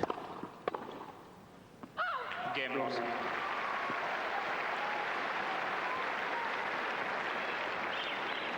Larsson leads 4-3.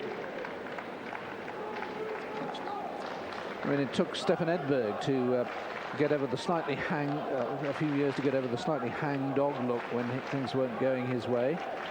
And Sampras is still a pretty young man at 23, but obviously there's an inner steel to him, otherwise he wouldn't be where he is. No, exactly. I think Pickard really was a great help to Edberg in that respect over the years, and I have the same feeling about Brad Gilbert and Agassi and Tim Gullickson and Sampras. I'm sure Sampras can play without him. Larsson really seems to be able to do it. But I think it is important really to show the opponent at least that you're full of zest for the fight by whether it is bouncing on your toes, but really showing positive signs to him. And Sampras really still, I think, going through the motions just too much here.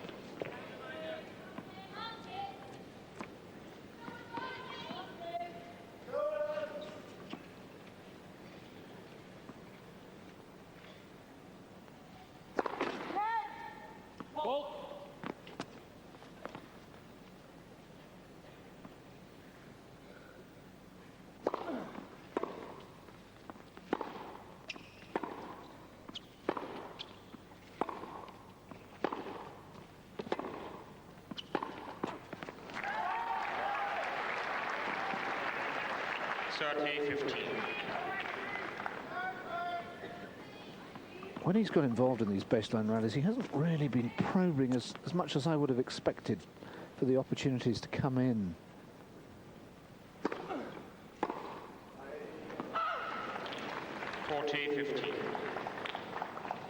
And Sampras putting a lot more back into that one, really trying to kick it up high.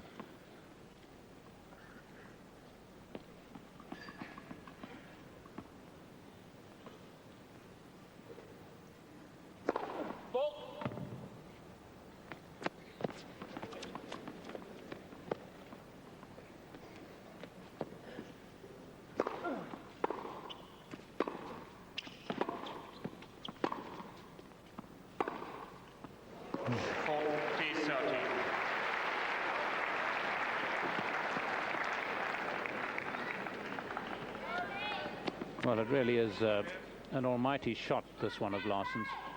He can really crack winners from just about anywhere back there. Nice footwork from Sampras.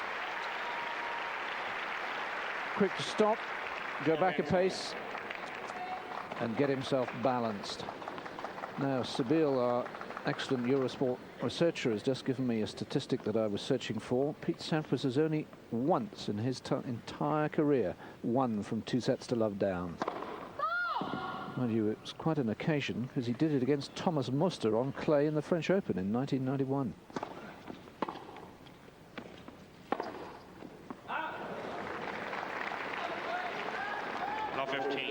Score on that occasion, and it was a first-round match: 4-6, 4-6, 6-4, 6-1, 6-4. To beat Muster 2 sets to love down on clay takes some doing. 15-all.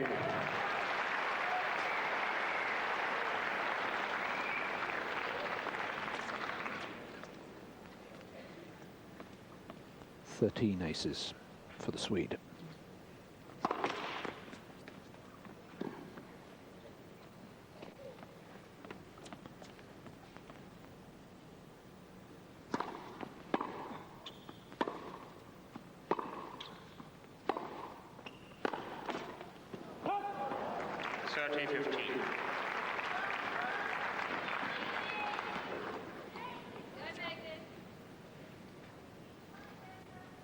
Well, just throwing all caution to the wind, not looking for any percentage play.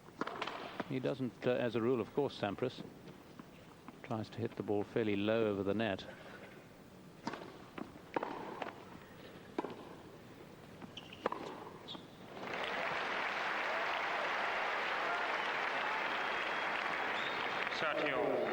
Now, we haven't had a break point in this set since the first game. Here's a glimmer of a chance to Sampras at 30 all.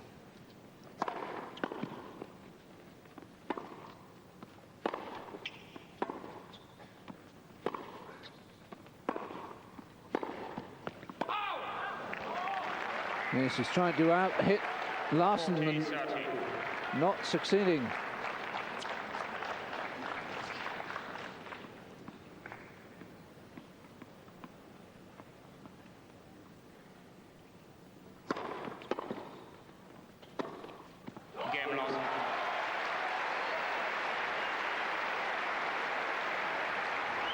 Larsson leads 2 sets to love and 5-4, which means that when you come back, Sampras will be serving to hang on to his title. 5 games to 4. Magnus Larsson leads, and by 2 sets to love. This would be a huge upset, even though Larsson won their last encounter. For the defending champion and world #1 to go out in the last 16 would send shockwaves through the world of tennis. Thank you. Sampras serving to save the match.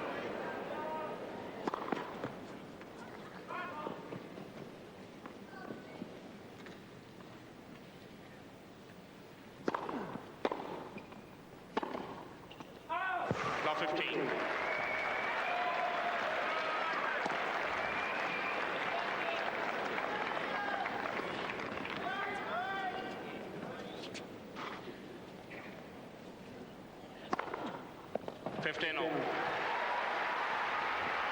Ace #9. Well, he certainly needed this, and if not an ace, at least a serve that pushes Larsson wide. Do you feel Larsson's going to take his chances here?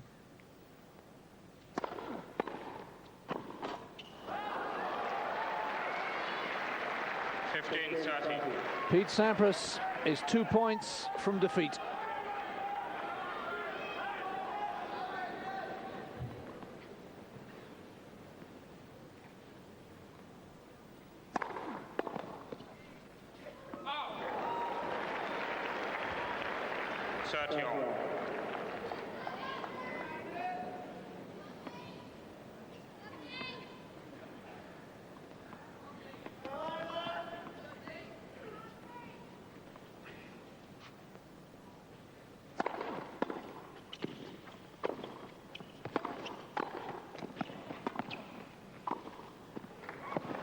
Well played, but I just wonder whether Larsson would have been better trying to roll the backhand. He's been successful with it.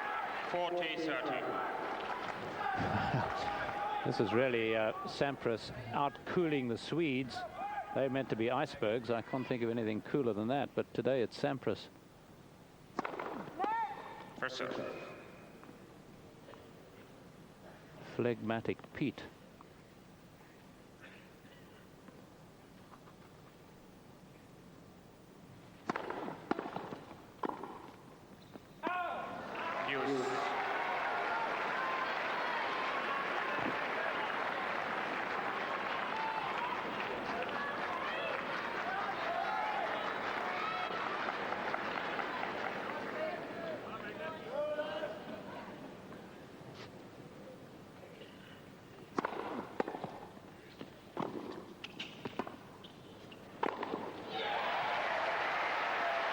both thought it was out.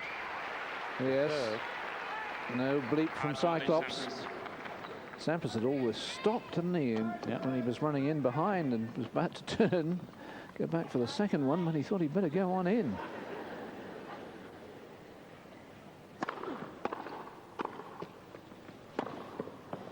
Oh, so close.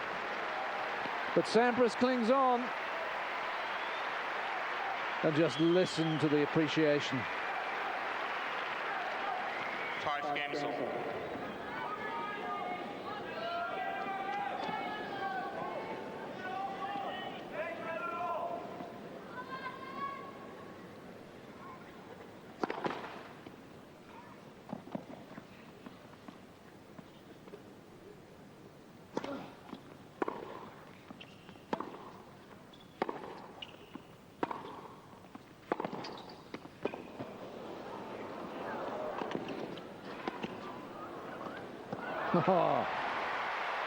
But I thought the shot that made that rally, and it's one he's been missing all day, was the running forehand. Law 15. yes, again, calmly does it. Again, still a little slow on the return of serve to get the feet in position.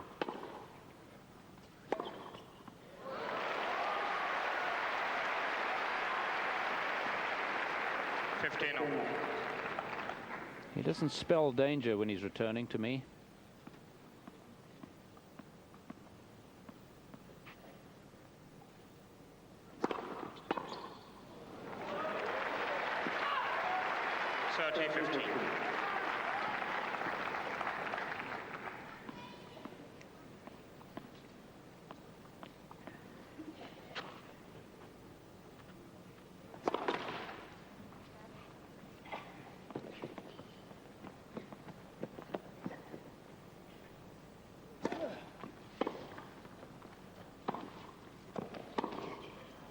Yes.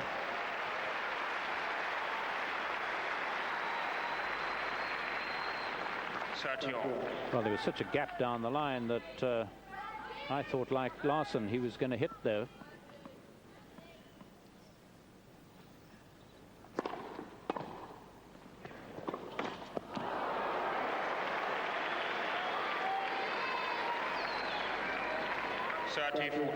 So now then, Sampras, who just a moment ago was on the brink of defeat, has a break point.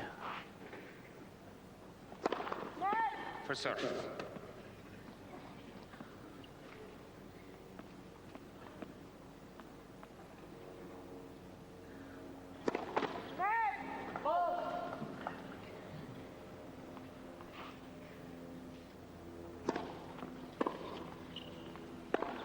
Game Sampras. The first little chink of light for Pete Sampras. And it's the Americans' turn to cheer. Sampras leads 6 games to 5. New balls. Can't help remembering through, although it was in a very different context, that last year Sampras was within 2 points of defeat against Yevgeny Kavelnikov, admittedly deep in a 5th set. And it's a long, long way to come back, whereas there he was just the odd game behind and serving. But maybe just that glimmer of light. Yes, I must admit, it's still confounding me, the fact that Sampras just seems to be going through the motions, almost as if he knows what has happened in this match, and he's just got to hang in, and things will come right for him. But it just seems such a dangerous tactic against Larsson, who generally will take his chances. That was rather unlike Larsson, but at the same time he was going for his shot when he missed it. And to give Larsson a 2 sets to love start, he hasn't exactly given it to him, I suppose. To be fair, Larsson really has been playing superbly well, but Sampras on the return really making very little impression.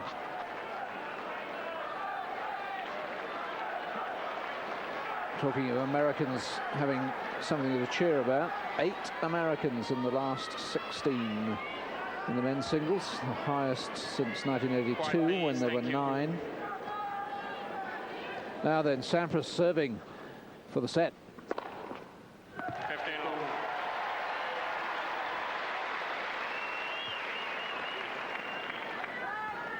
10th ace.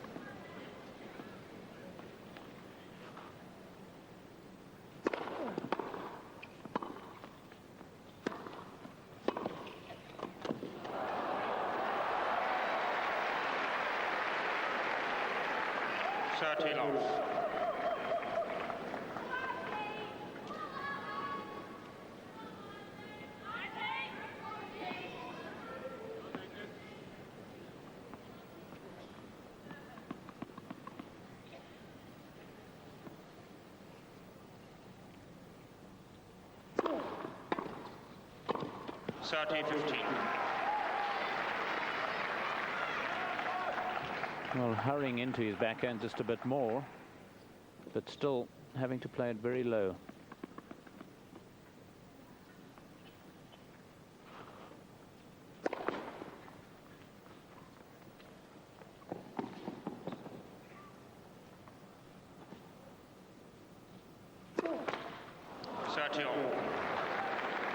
Third double from Sampras.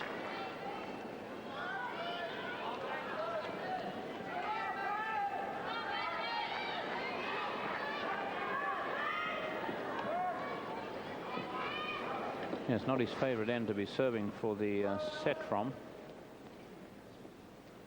can see him looking up.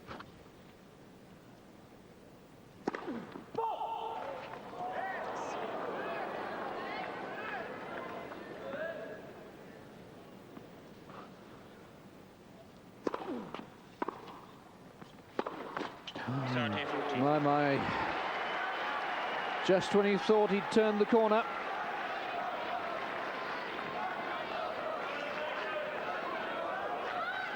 Break-back point for Larsson to send us into a second successive tiebreak.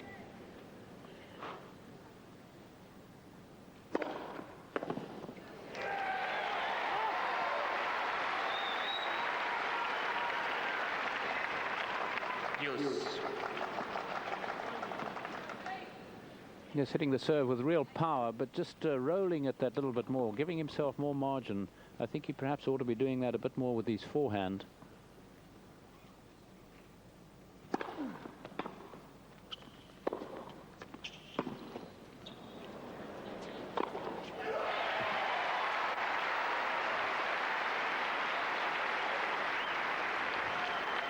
Advantage Sampras.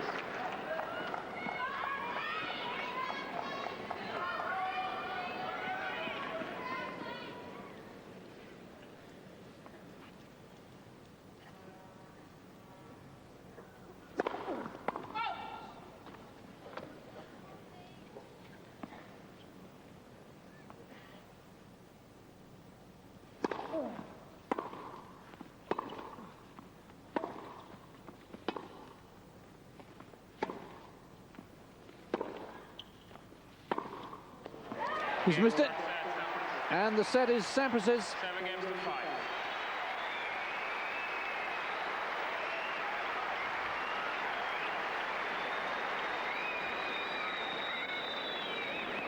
Larsson leads 2 sets to 1. Well, now, how will this Swede react to that disappointment? So close, just 2 points away from a straight sets win. Larsson to serve. And now he has to start again. Start of the fourth. First serve.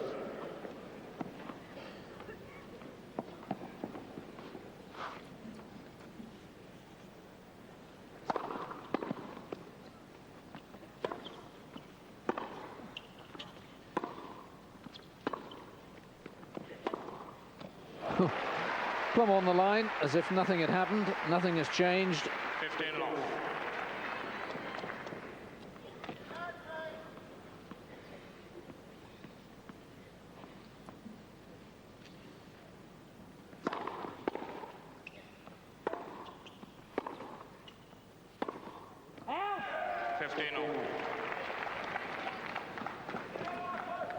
Yes, a couple of uncharacteristic shots, really, particularly the lob in the last game by Larsson. Not often he makes the wrong choice.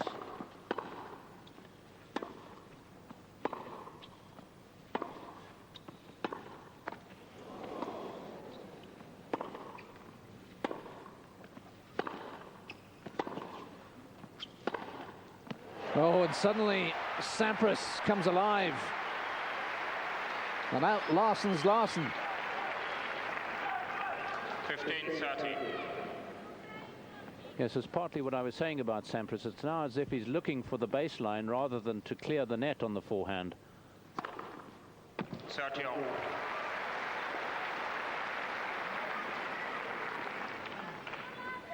Ace number 14. Sampras's tally is 10.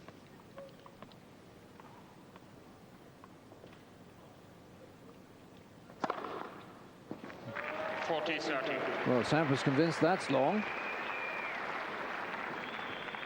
Outside edge. So that's 15th ace.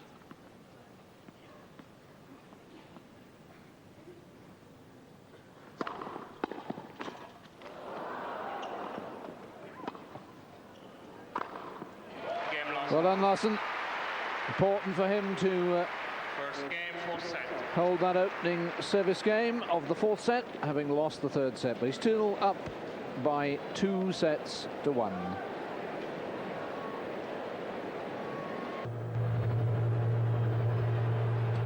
Involving one of the top names this year's Australian. There have been plenty of fine matches.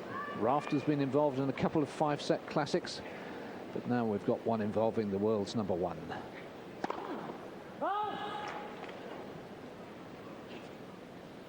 She's just tuned us. Where have you been for the last 2 hours? You've missed some terrific tennis.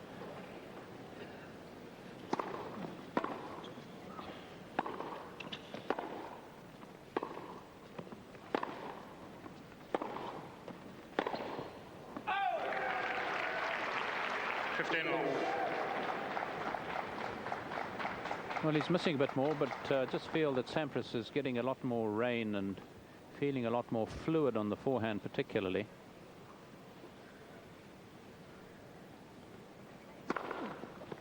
Ooh. My word, that would have hurt the centre service judge. 13 off. A very large bruise. Ace number 11.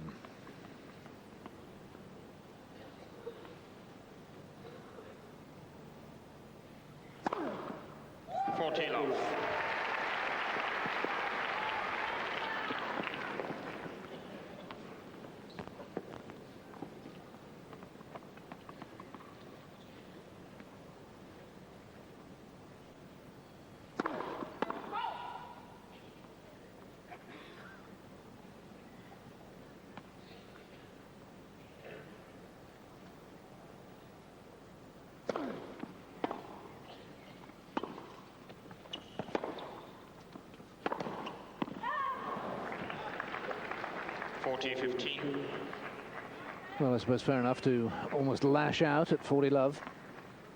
Yes, I was just thinking that.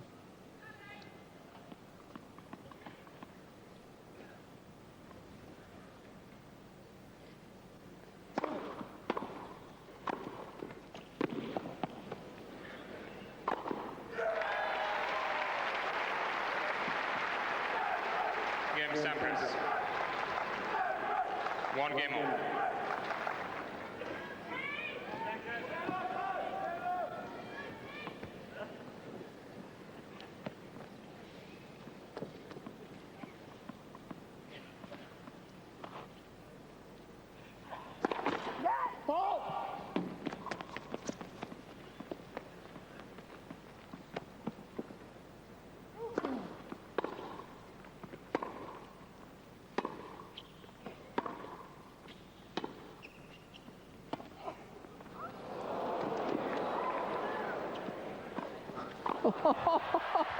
Well, Sampras's little shimmy and peculiar spin on the ball, but Larsson, I think, thought it might have been not up from Sampras. Yes, he actually looked across to Sampras and looked for confirmation from Sampras that he had made it up.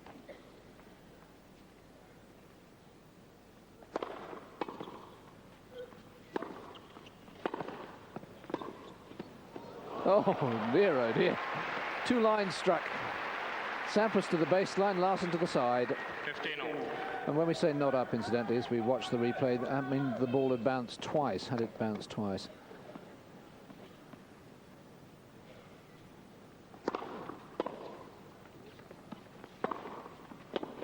Sarti 15.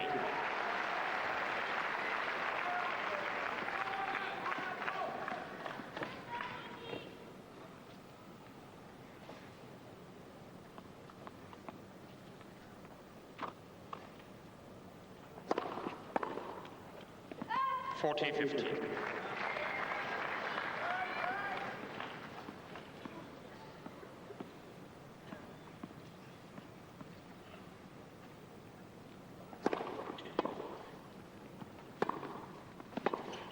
Game Larsson. Larsson leads 2 games to 1. Well, once again, the strength of character of the Swede shining through here. So close to beating the #1 seed, and suddenly, really, just, what, 2 forehands into the net? He'd lost a set, but it doesn't seem to have affected him at all.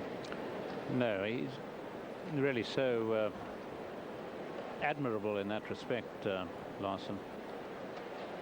He's done it so much, even in the Davis Cup final. Lost the 4th set to Kafelnikov and yet came roaring back to take the 5th set fairly comfortably. Real asset, of course, to have. And climatically, it's not as trying as it might be here in Melbourne. Time. A pleasant day after the rains, so that were there a lot more humidity, that would play a great factor in this match. But really, they're going to be able to continue to go for the shots. The strength, of course, for Larsson is that he's been ahead and came so very, very close to winning in 3. He can continue really to go for his shots, whereas you would expect Sampras to play perhaps just with a little bit more margin for error. Yes, temperatures mid-20s today.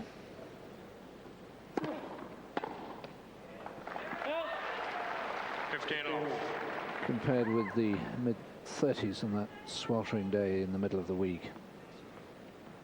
So just a perfect summer's day.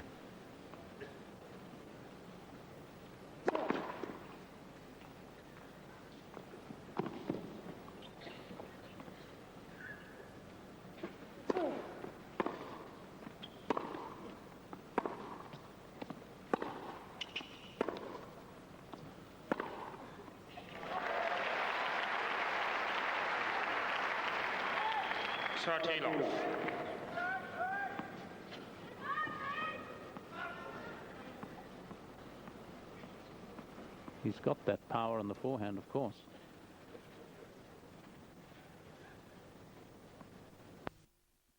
Only the 1 break of serve in the last 2.5 sets.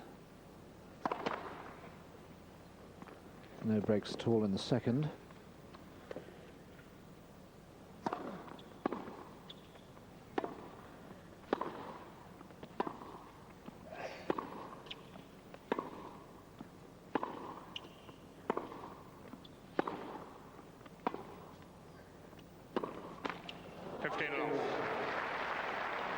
Yes, and looking back too, I would say that Larsson perhaps just a little better equipped to play matches than Sampras, having had a tournament in Doha where he reached the final and fairly easy run, had a walkover in the last round here, but he's had match play but hasn't been extended and therefore too tired as he approached this match. Yeah. I'm interested in your last comment. I would have thought, in a way, the fact that, I mean, Sampras has had a day off in between each of his matches. He's won very comfortably. The fact that Larsson hasn't played a match for 4 days, he'll have had a lot of sets in practice, might actually have handicapped him.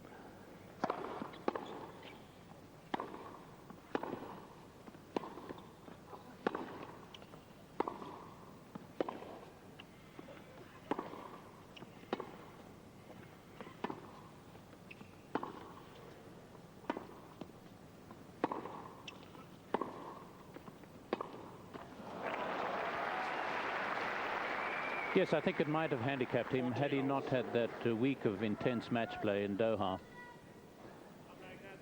Should explain that Magnus had a walkover in his last round, but his fellow Swede Nicholas Kulti was unwell, unable to play. Game lost. Love game for Magnus Larsson, and he stays in front on serve in the fourth set, 3-2, and by 2-1.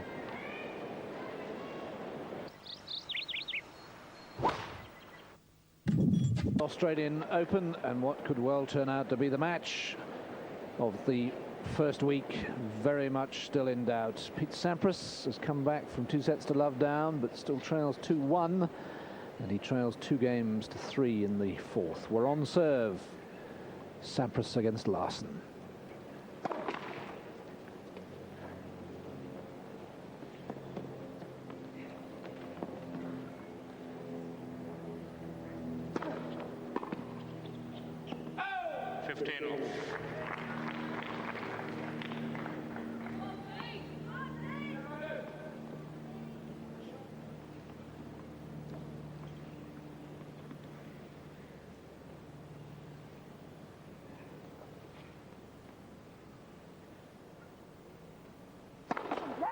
First serve.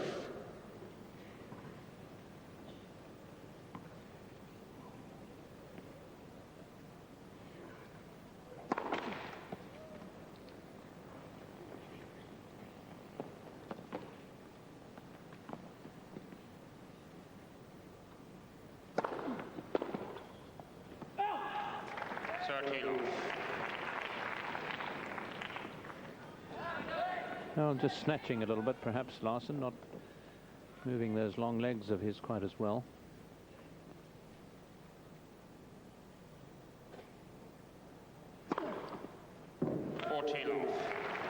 Well, I think they were both in two minds about that one. Sampras certainly was waiting, but it goes down as a 13th ace for the American. Larsson's tally stands at 16 at the moment. And Sampras closes the gap. 3 games. Yes, he has the ability to serve wide to the right court, and it's almost as if the ball is traveling at right angles to the parallel to the court, and it's going to leave a very long mark. It's got so much swing in it. First serve. And therefore quite difficult to gauge sometimes whether he has actually hit the mark or not.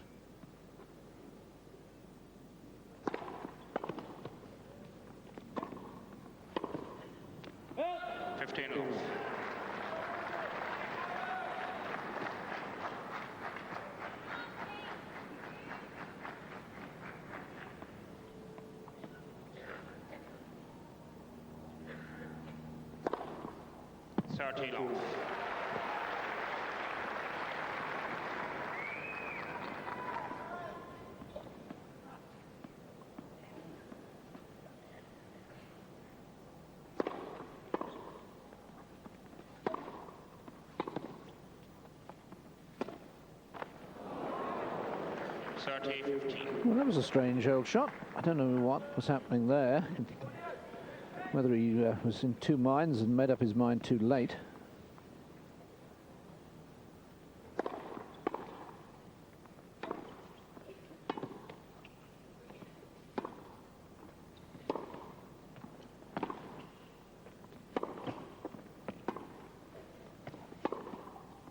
Oh, that's a little special.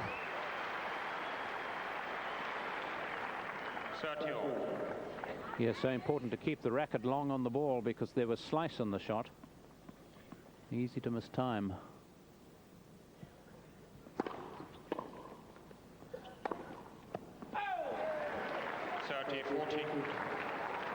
From 30 love to 30-40, and here is the first break point of the fourth set.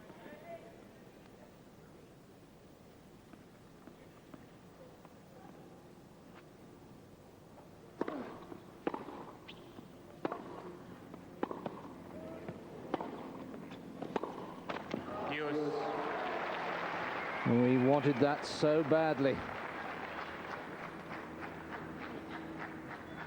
Yes, he needed Edberg to play that backhand for him.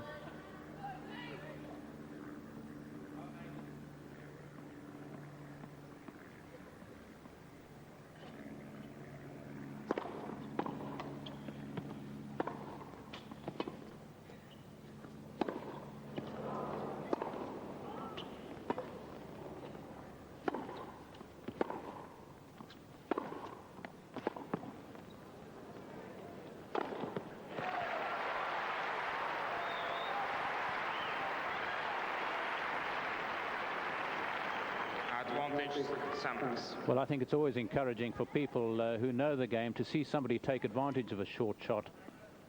And getting used to the Larsson slice on the one-handed backhand too. Break point for the second time.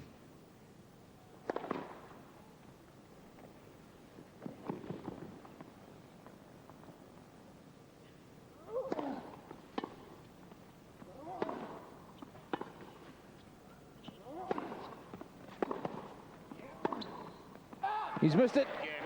Sampras breaks, and the pendulum really is beginning to swing back in favor of the American. Sampras leads 4-3. He still has a long way to go, but you can sense that we may well be in for a fifth set classic.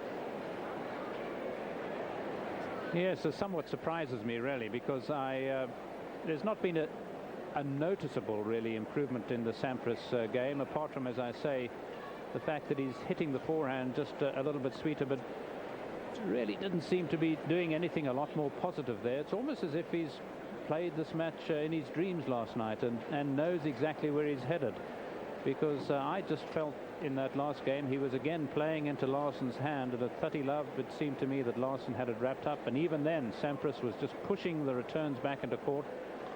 And Larsson just perhaps a little unlucky, mishitting and missing the line by a fraction. But perhaps that's all part of the Sampras plan, just to keep out there playing a sort of a percentage game on the returns and to allow Larsson to, in the end, make errors. Awfully dangerous tactic. And I wouldn't really have thought that it worked, but it worked there, so.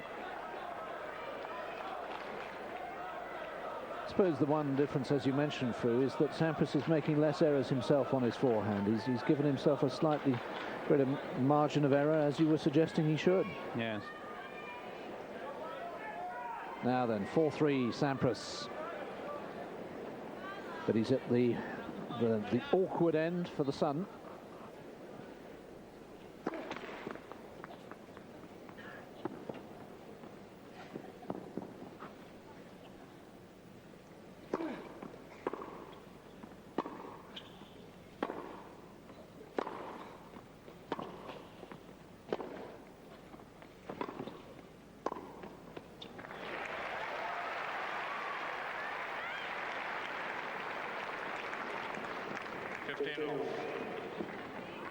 Well, again, the forehand doing the dirty work. This shot here, that really dragged Larsson out, so that Sampras after that had a shorter shot to hit each time, and he was quite able to eat it.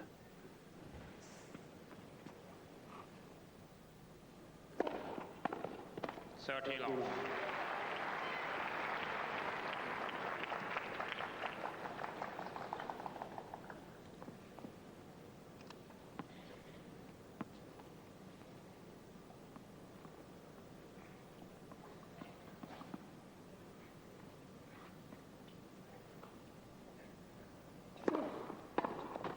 Long.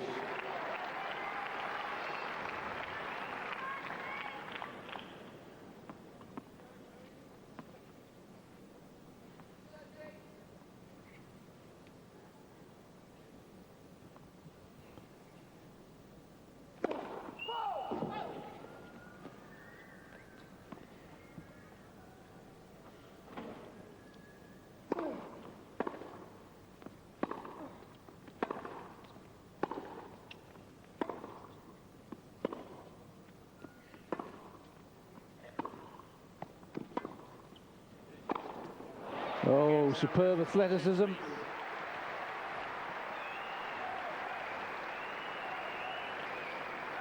Sampras leads 5-3. New balls. Yes, that really shows that there's a lot of spring in the legs, and that it's not being too enervating, this match. Pat Etcheberry, Pete's fitness trainer, would have been pleased to see that last shot.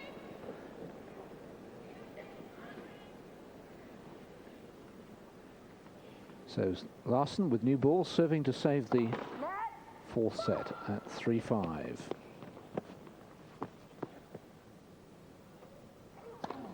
Love 15. Just a second double fault.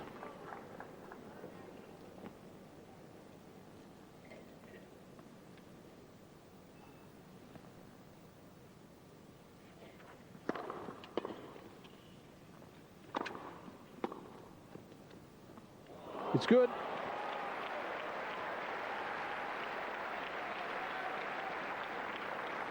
Love 13. Yes, steering again, much as he's been doing with his returns.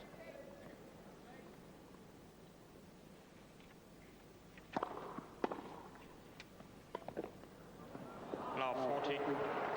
Well, Larsson, for the first time, looking a little fatigued, perhaps mentally as well. And Sampras would love to start the fifth set on his own serve. 3 set points.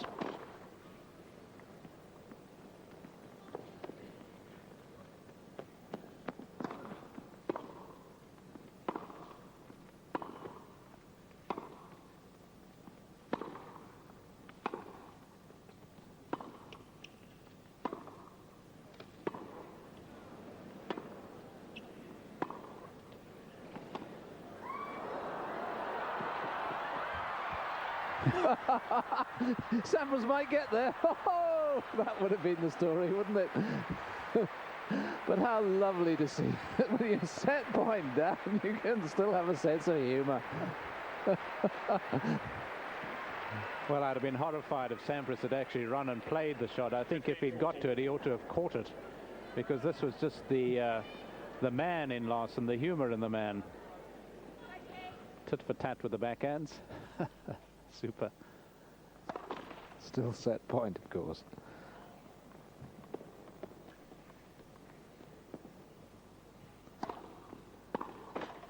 Thirty 40.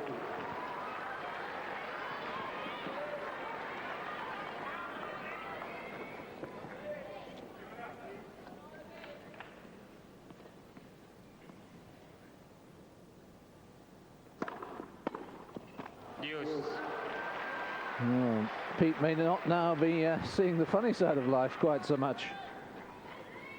3 set points saved.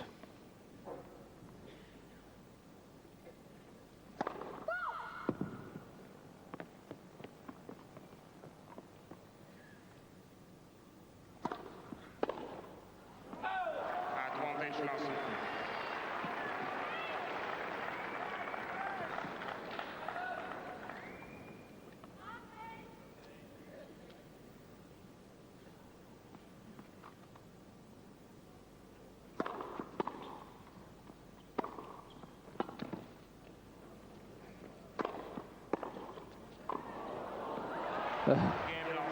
Well, this match has had just about everything. And suddenly Sampras, from 3 set points up, now has to go to work again to win the 4th set. Sampras leads. We'll be back for more of this great, great match in a moment or two. Flinders Park, basking on a glorious Sunday and watching a glorious match as the #1 seed fights for his life. Within 2 points of defeat at 2 sets to love, 4-5 and 15-30. And here he is now, about to serve for 2 sets all.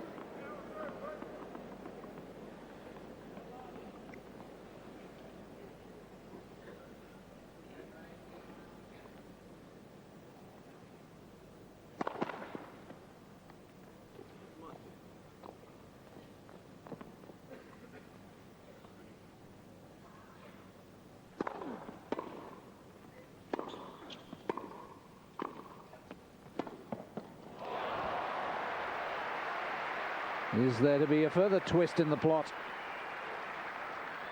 Love 15.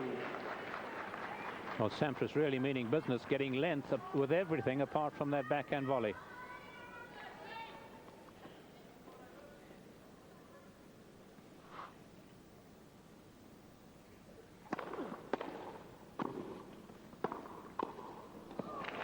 so sharp, needed to be. 15-all. Well, Sampras finally bringing his razors out for his serve volley game.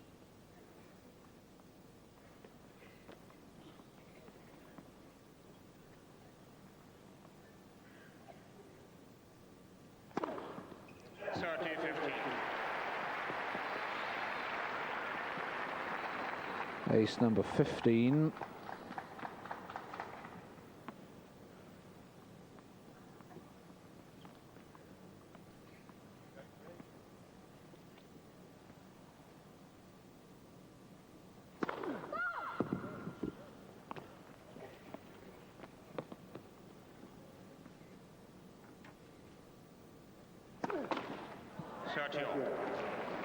Followed by double fault number 4.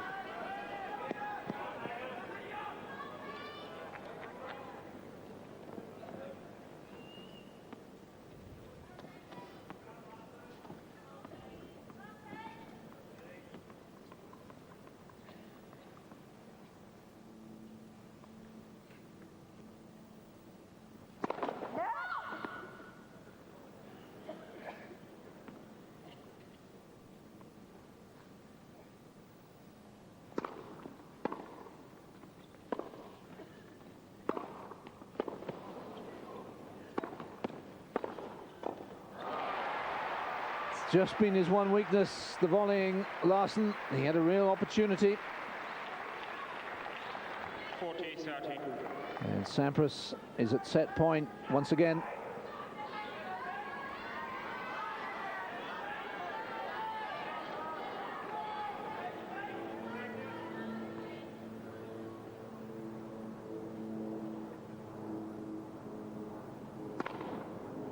Game, 4-set, Sampras. 16th ace. Sampras is just one ace behind Larsson now, but he's not behind in the match. It's 2 sets all. Well, a really significant backhand that he played there with that really hard hit forehand from Larsson. Sampras really gave it everything he's got. Final set, Larsson to serve. Sampras needs a bit more power.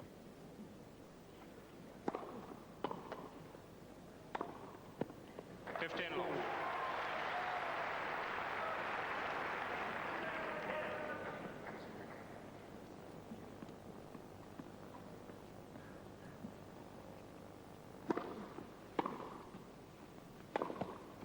30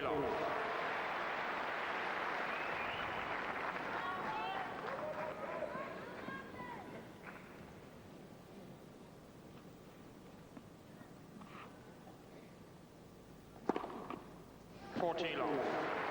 Kenny doesn't seem to be affected by the loss of a set. Ace number 18, swinging it wide. Game Larsson. First game, final set.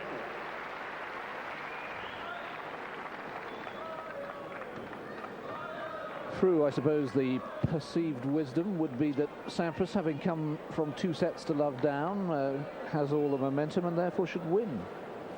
Yes, and I think that would generally be right against most players, except that this chap Larsson, as both you and I have pointed out, has an uncanny knack of coming back into matches where really the script writes him out of them. And it's because he has this terrific mind. There were signs, though, but again, those are just purely psychological, although, of course, it's psychology we're talking about right now. There were signs there in the 4th set that he was tiring just a bit. But Melbourne's given the players really a most outstanding day for tennis, so that, thank goodness, the weather really not a huge factor here. But I mentioned that Sampras needs power, and you could see in that first game of this 5th set there what I mean. It's power off the ground that he needs, because if he's just going to push the ball short, Larsson is going to continue to attack, and the strength is there for him to attack with. 2 hours and 48 minutes we've been on, 38, I beg your pardon, minutes we've been on court now. And as the Americans would say, we are down to the wire, down to the 5th set. Is Larsson going to give European tennis a little boost against the domination of the Americans at the moment? Remember, 8 Americans in the last 16 of the men's singles. Or can Sampras hang on to his title? Love 1, 5th set. 15 long.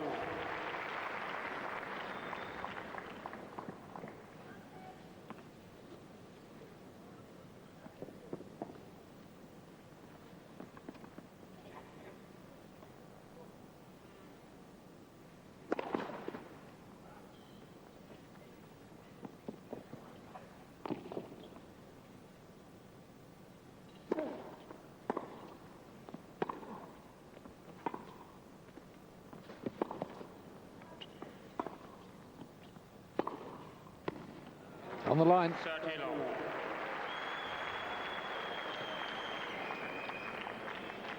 Sampras, who has a 12 wins to 6 losses in 5-set matches that he's played in his career. Larsson's ahead 4-3.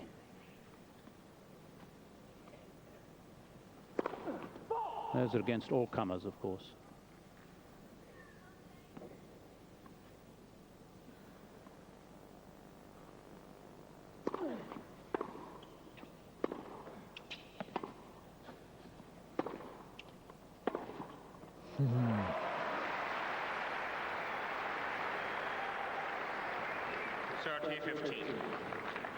And that's part of this man's joy in 5th sets, is that even though he loses the 4th, he plays his own game again, hits through the ball, doesn't become too tentative. 30 on. And they're showing great flexibility of hands. You always look for good feel of a player, but that serve was awkward. It was coming into his body, shortened the swing, made a little bit of room, and sort of stabbed it back. 30 all.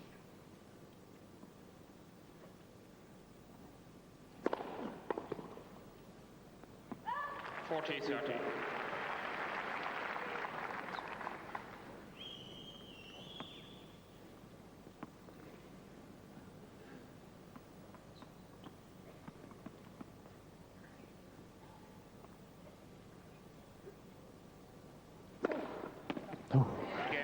Well, it wasn't an ace, but I don't think Pete has hit any serve harder than that one.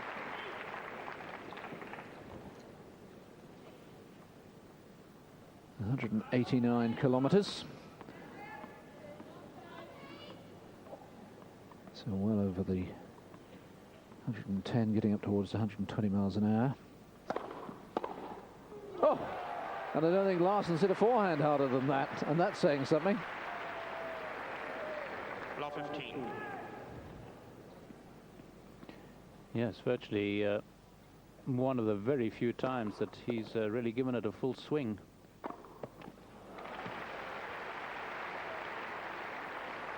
On.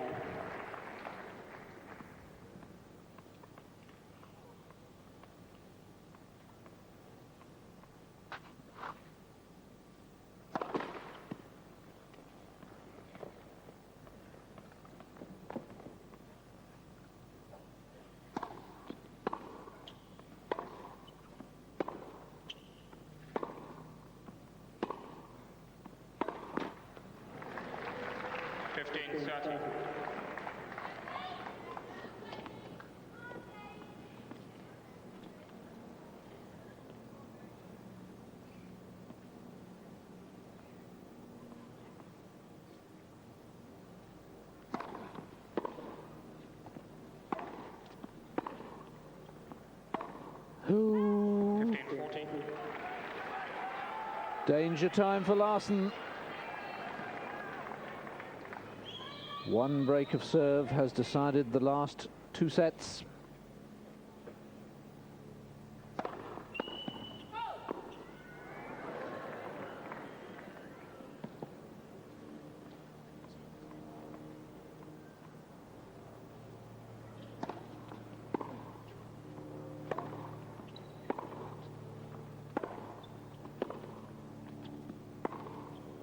It's wide, and Sampras has the breakthrough in the fifth. And the American, almost for the first time in the match, is ahead. 2 games to 1.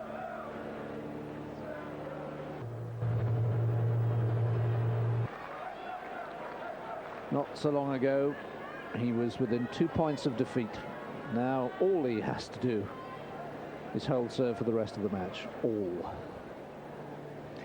Yes, and just to point out again how good Larsson is at coming back. When he beat Martin in the French, he lost the fourth set 6-1. When he beat Kafelnikov in the Davis Cup, he lost the fourth set 6-2.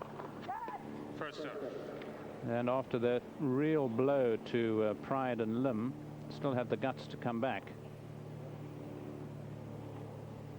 I suppose the answer is that Sampras perhaps isn't quite Martin or Kafelnikov. He's that little bit better.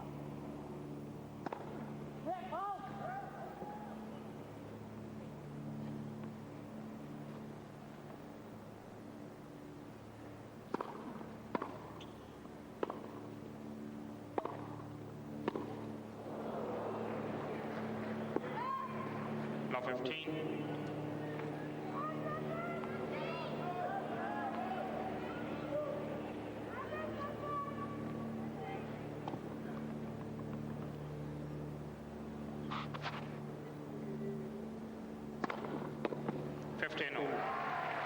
And I seem to remember 3 years ago, another Swede, Stefan Edberg, winning the US Open, having been a breakdown in the 5th set of 3 consecutive matches against Krajicek, Lendl and Chang.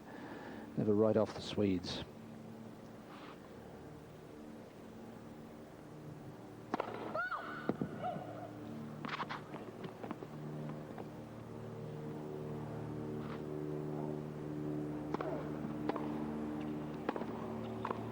Oh, well. 15-30. Larsson simply hasn't accepted defeat. The little change of tactics, scurrying in behind the excellent return, and a very telling volley this time.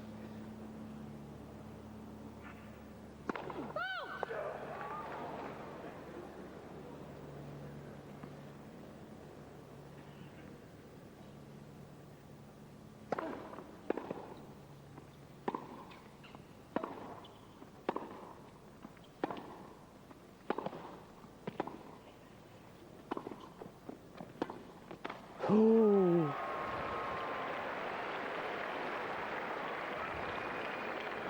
30-all. Yes, that's cruel. It sort of broke the trend because the scorecard tells that Sampras misses first serves, Larsson wins points.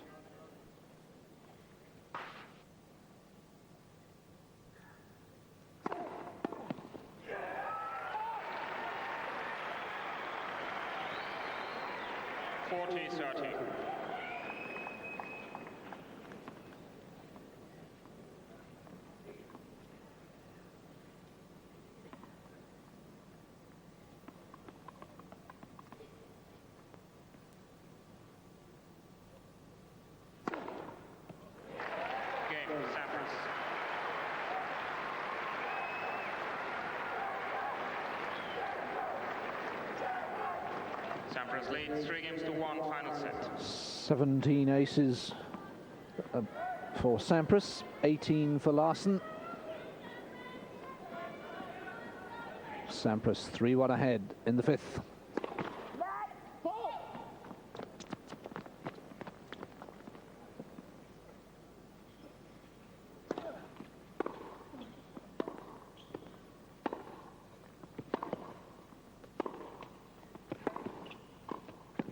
Oh. 15-all. Just a little too clever, a little too smart. Yes, had he made it, he'd have felt so good because he played it almost to perfection. But those ace counts 30-all. are not insignificant. No idle statistic. Because at one stage, Sampras trailed Larsson by quite a bit. It was sort of 2-1 almost, wasn't it?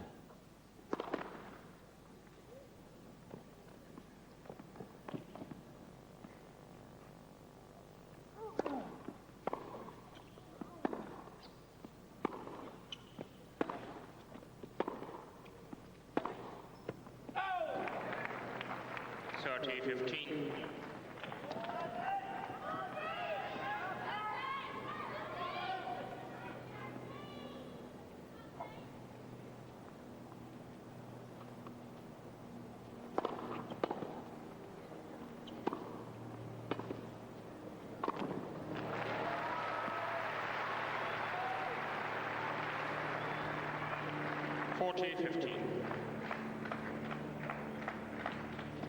It's where Sampras looks quite ordinary when he plays the odd backhand like this, looking to keep it low to press Larsson on the volley.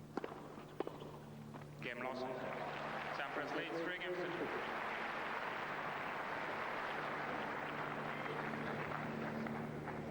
2. Larsson ends a run of 3 successive games for Sampras.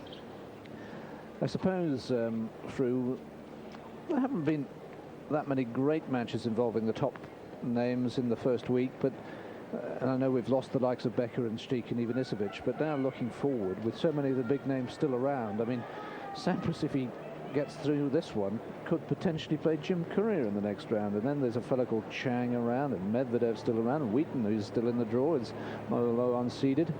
There's no slouch, and you've got people like Edberg and Agassi in the bottom half. We're in for a treat this second week. Well, what it says, of course, is that the Australian Open is a pucker Grand Slam.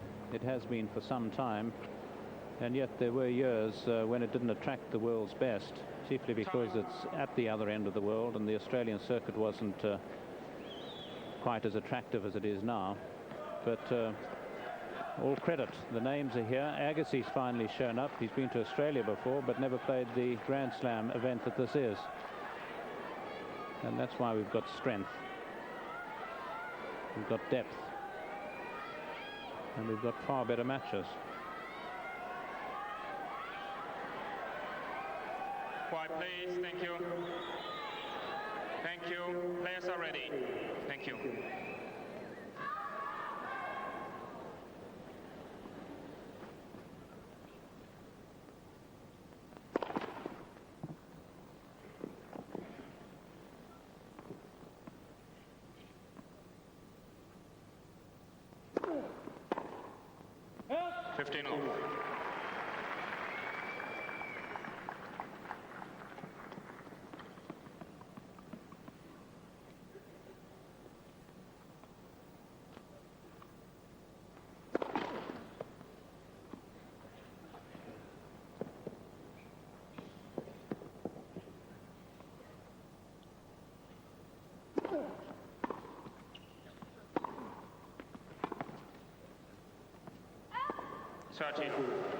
Well, that wasn't the most confident sounding call I've ever heard.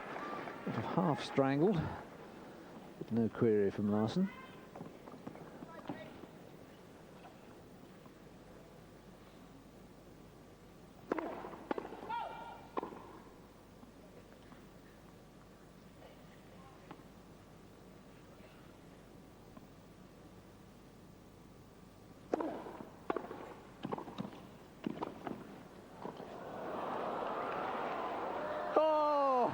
Fabulous.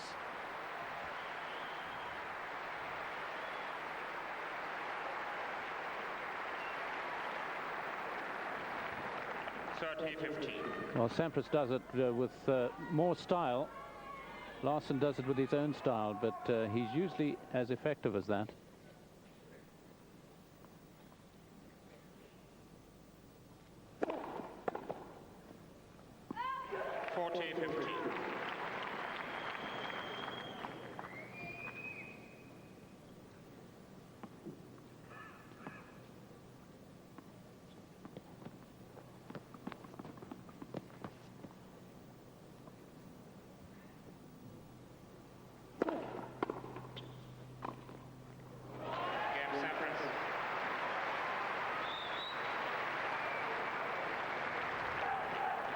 Leads 4 games to 2.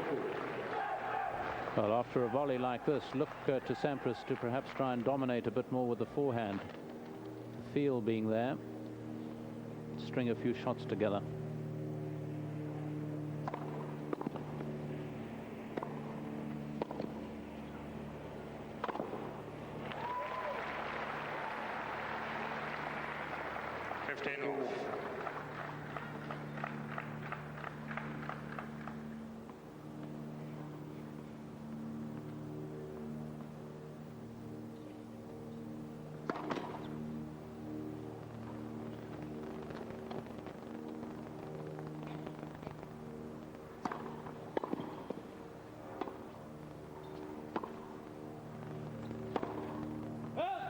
15.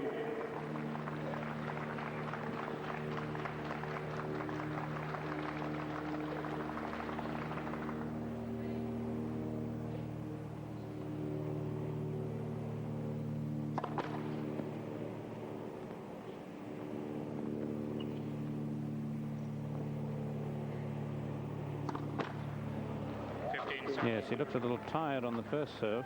Yeah, only his third double. One thing Larsson cannot conceivably afford is a double break. 2-4, 15-30, fifth set. He found some extra reserves of energy for that serve.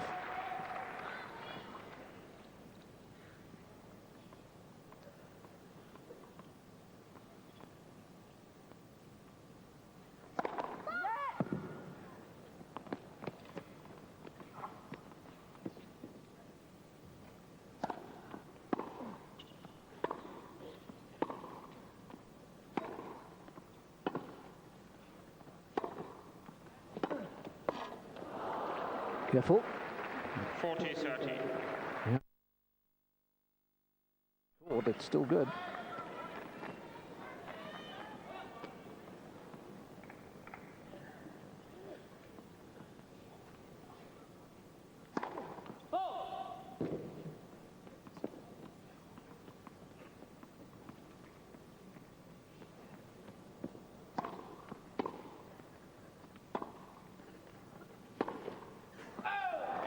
Larsson is still in there fighting. Sampras leads 4-3. There's still just the one break of serve in favour of the American in the fifth set. 4-3. He leads.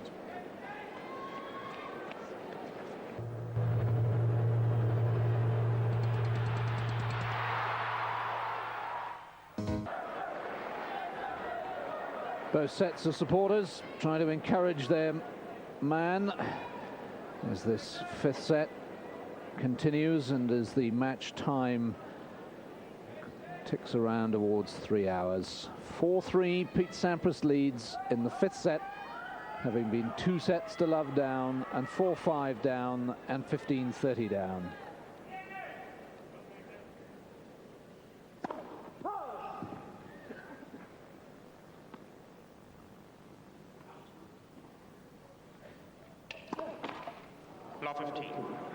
There was some strange noise there just as Sampras was going for the second serve, and I think it certainly affected him.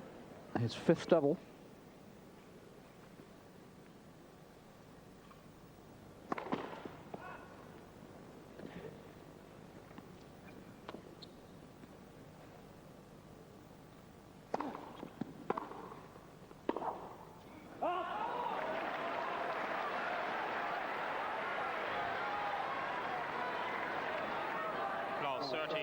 Suddenly Sampras looks a little tired, slow on his feet for that shot.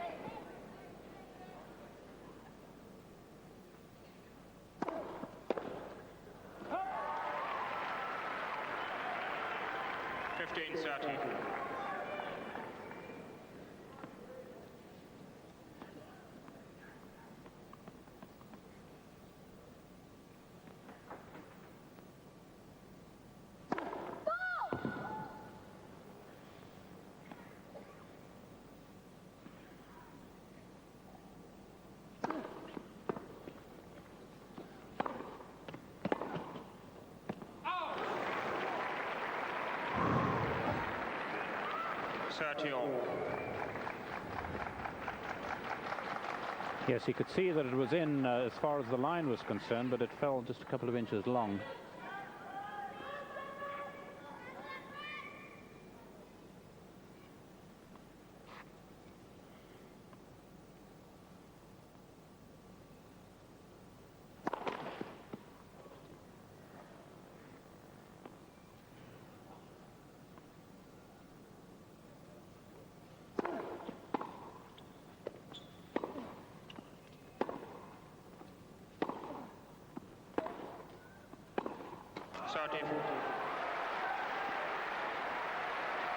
Break back point for Larsson to tie this match up yet again at 4-all in the fifth. 4 out of 5 missed first serves.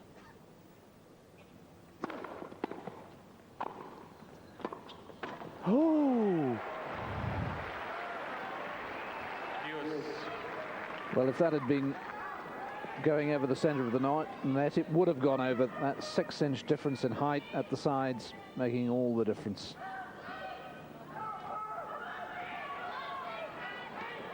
And Sampras got the first serve in when he needed it most on the break point. Advantage Sampras.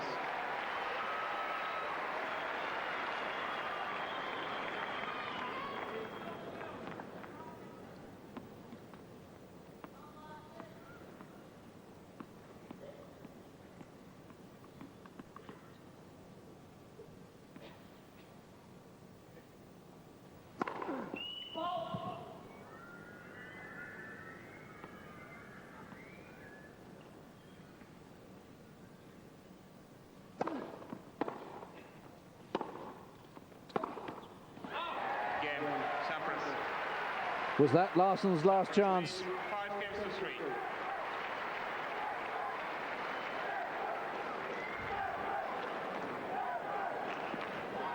The defending champion leads 5-3 in the 5th. And Larsson must serve to stay in the match. And even if he does so, Sampras will serve for it.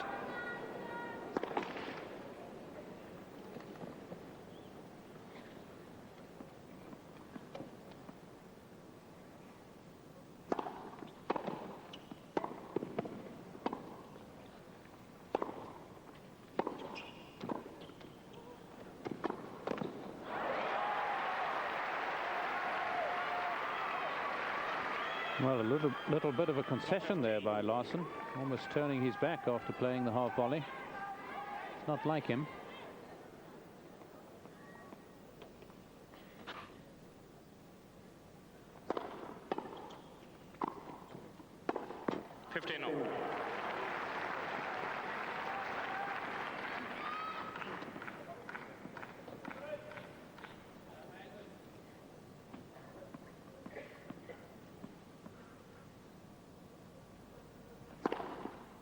Thirty 50. 19th ace.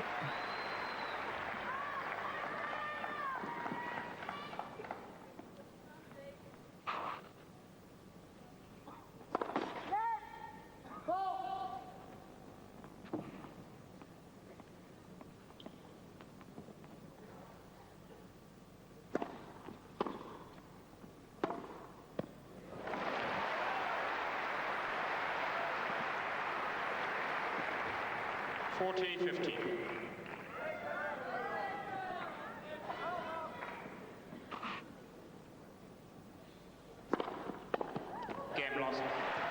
Well, apart from that first point, Larsson certainly wasn't ready to concede. Sampras leads 5 games to 4. But now the point of no return for them both. Sampras to serve for the match. Yes, certainly still quite a bit of muscle left in the Larsson arm, and we know that there's quite a bit of grey matter left in his mind, because he is a bonny fighter, a cool man. But Sampras has really surprised me the way he's played this match. It's almost as if he's paced himself like a good cyclist, like a good long-distance runner, as if he knew it was going to end up this way. I really didn't give him much chance the way things were going. Given Larsson's strength of character, given Larsson's terrific all-round game, given the fact that Larsson beat him the last time they played. And yet, here is Sampras really with so much in his favour.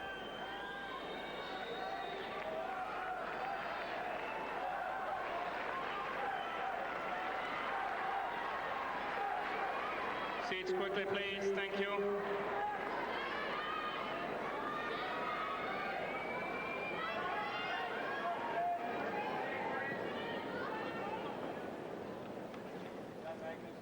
(5-4), 5th set. Sampras serving.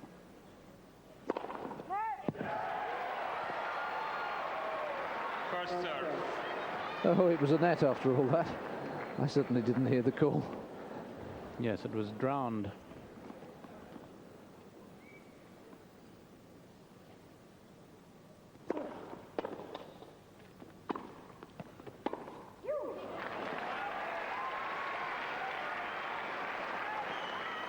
Long.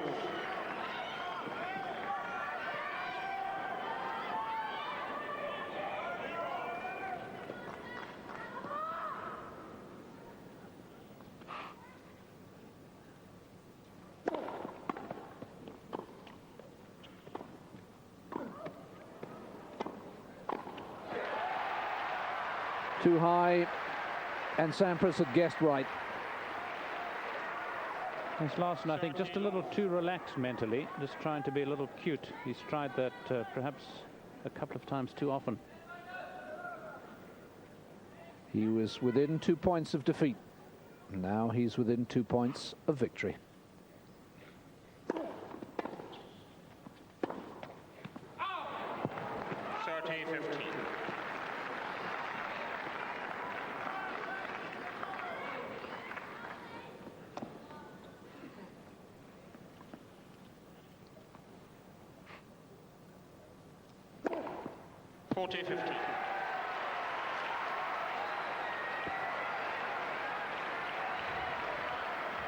Eighteenth ace to Larsson's 19, but more significantly, 2 match points. Sampras. Quiet, please. Thank you.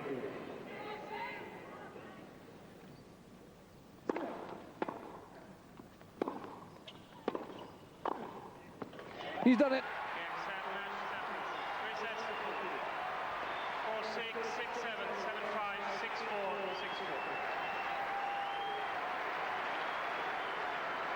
They've played each other a lot in recent months, and they've come to respect each other a lot, and they deserve a standing ovation. Yes, from the Grand Slam Cup to this, a lot of money at stake at the Grand Slam Cup, but so much more at stake at a Grand Slam tournament. And therefore, if Larsson had to choose, I'm sure he would elect to win here. So this must be bitterly disappointing for him, the fact that he had 2 sets to love and came so close. I must confess, the way Sampras was playing, I didn't think he would do it. And I think even though he won it in the end, I think it gives heart to others in the draw. Sampras, Victor,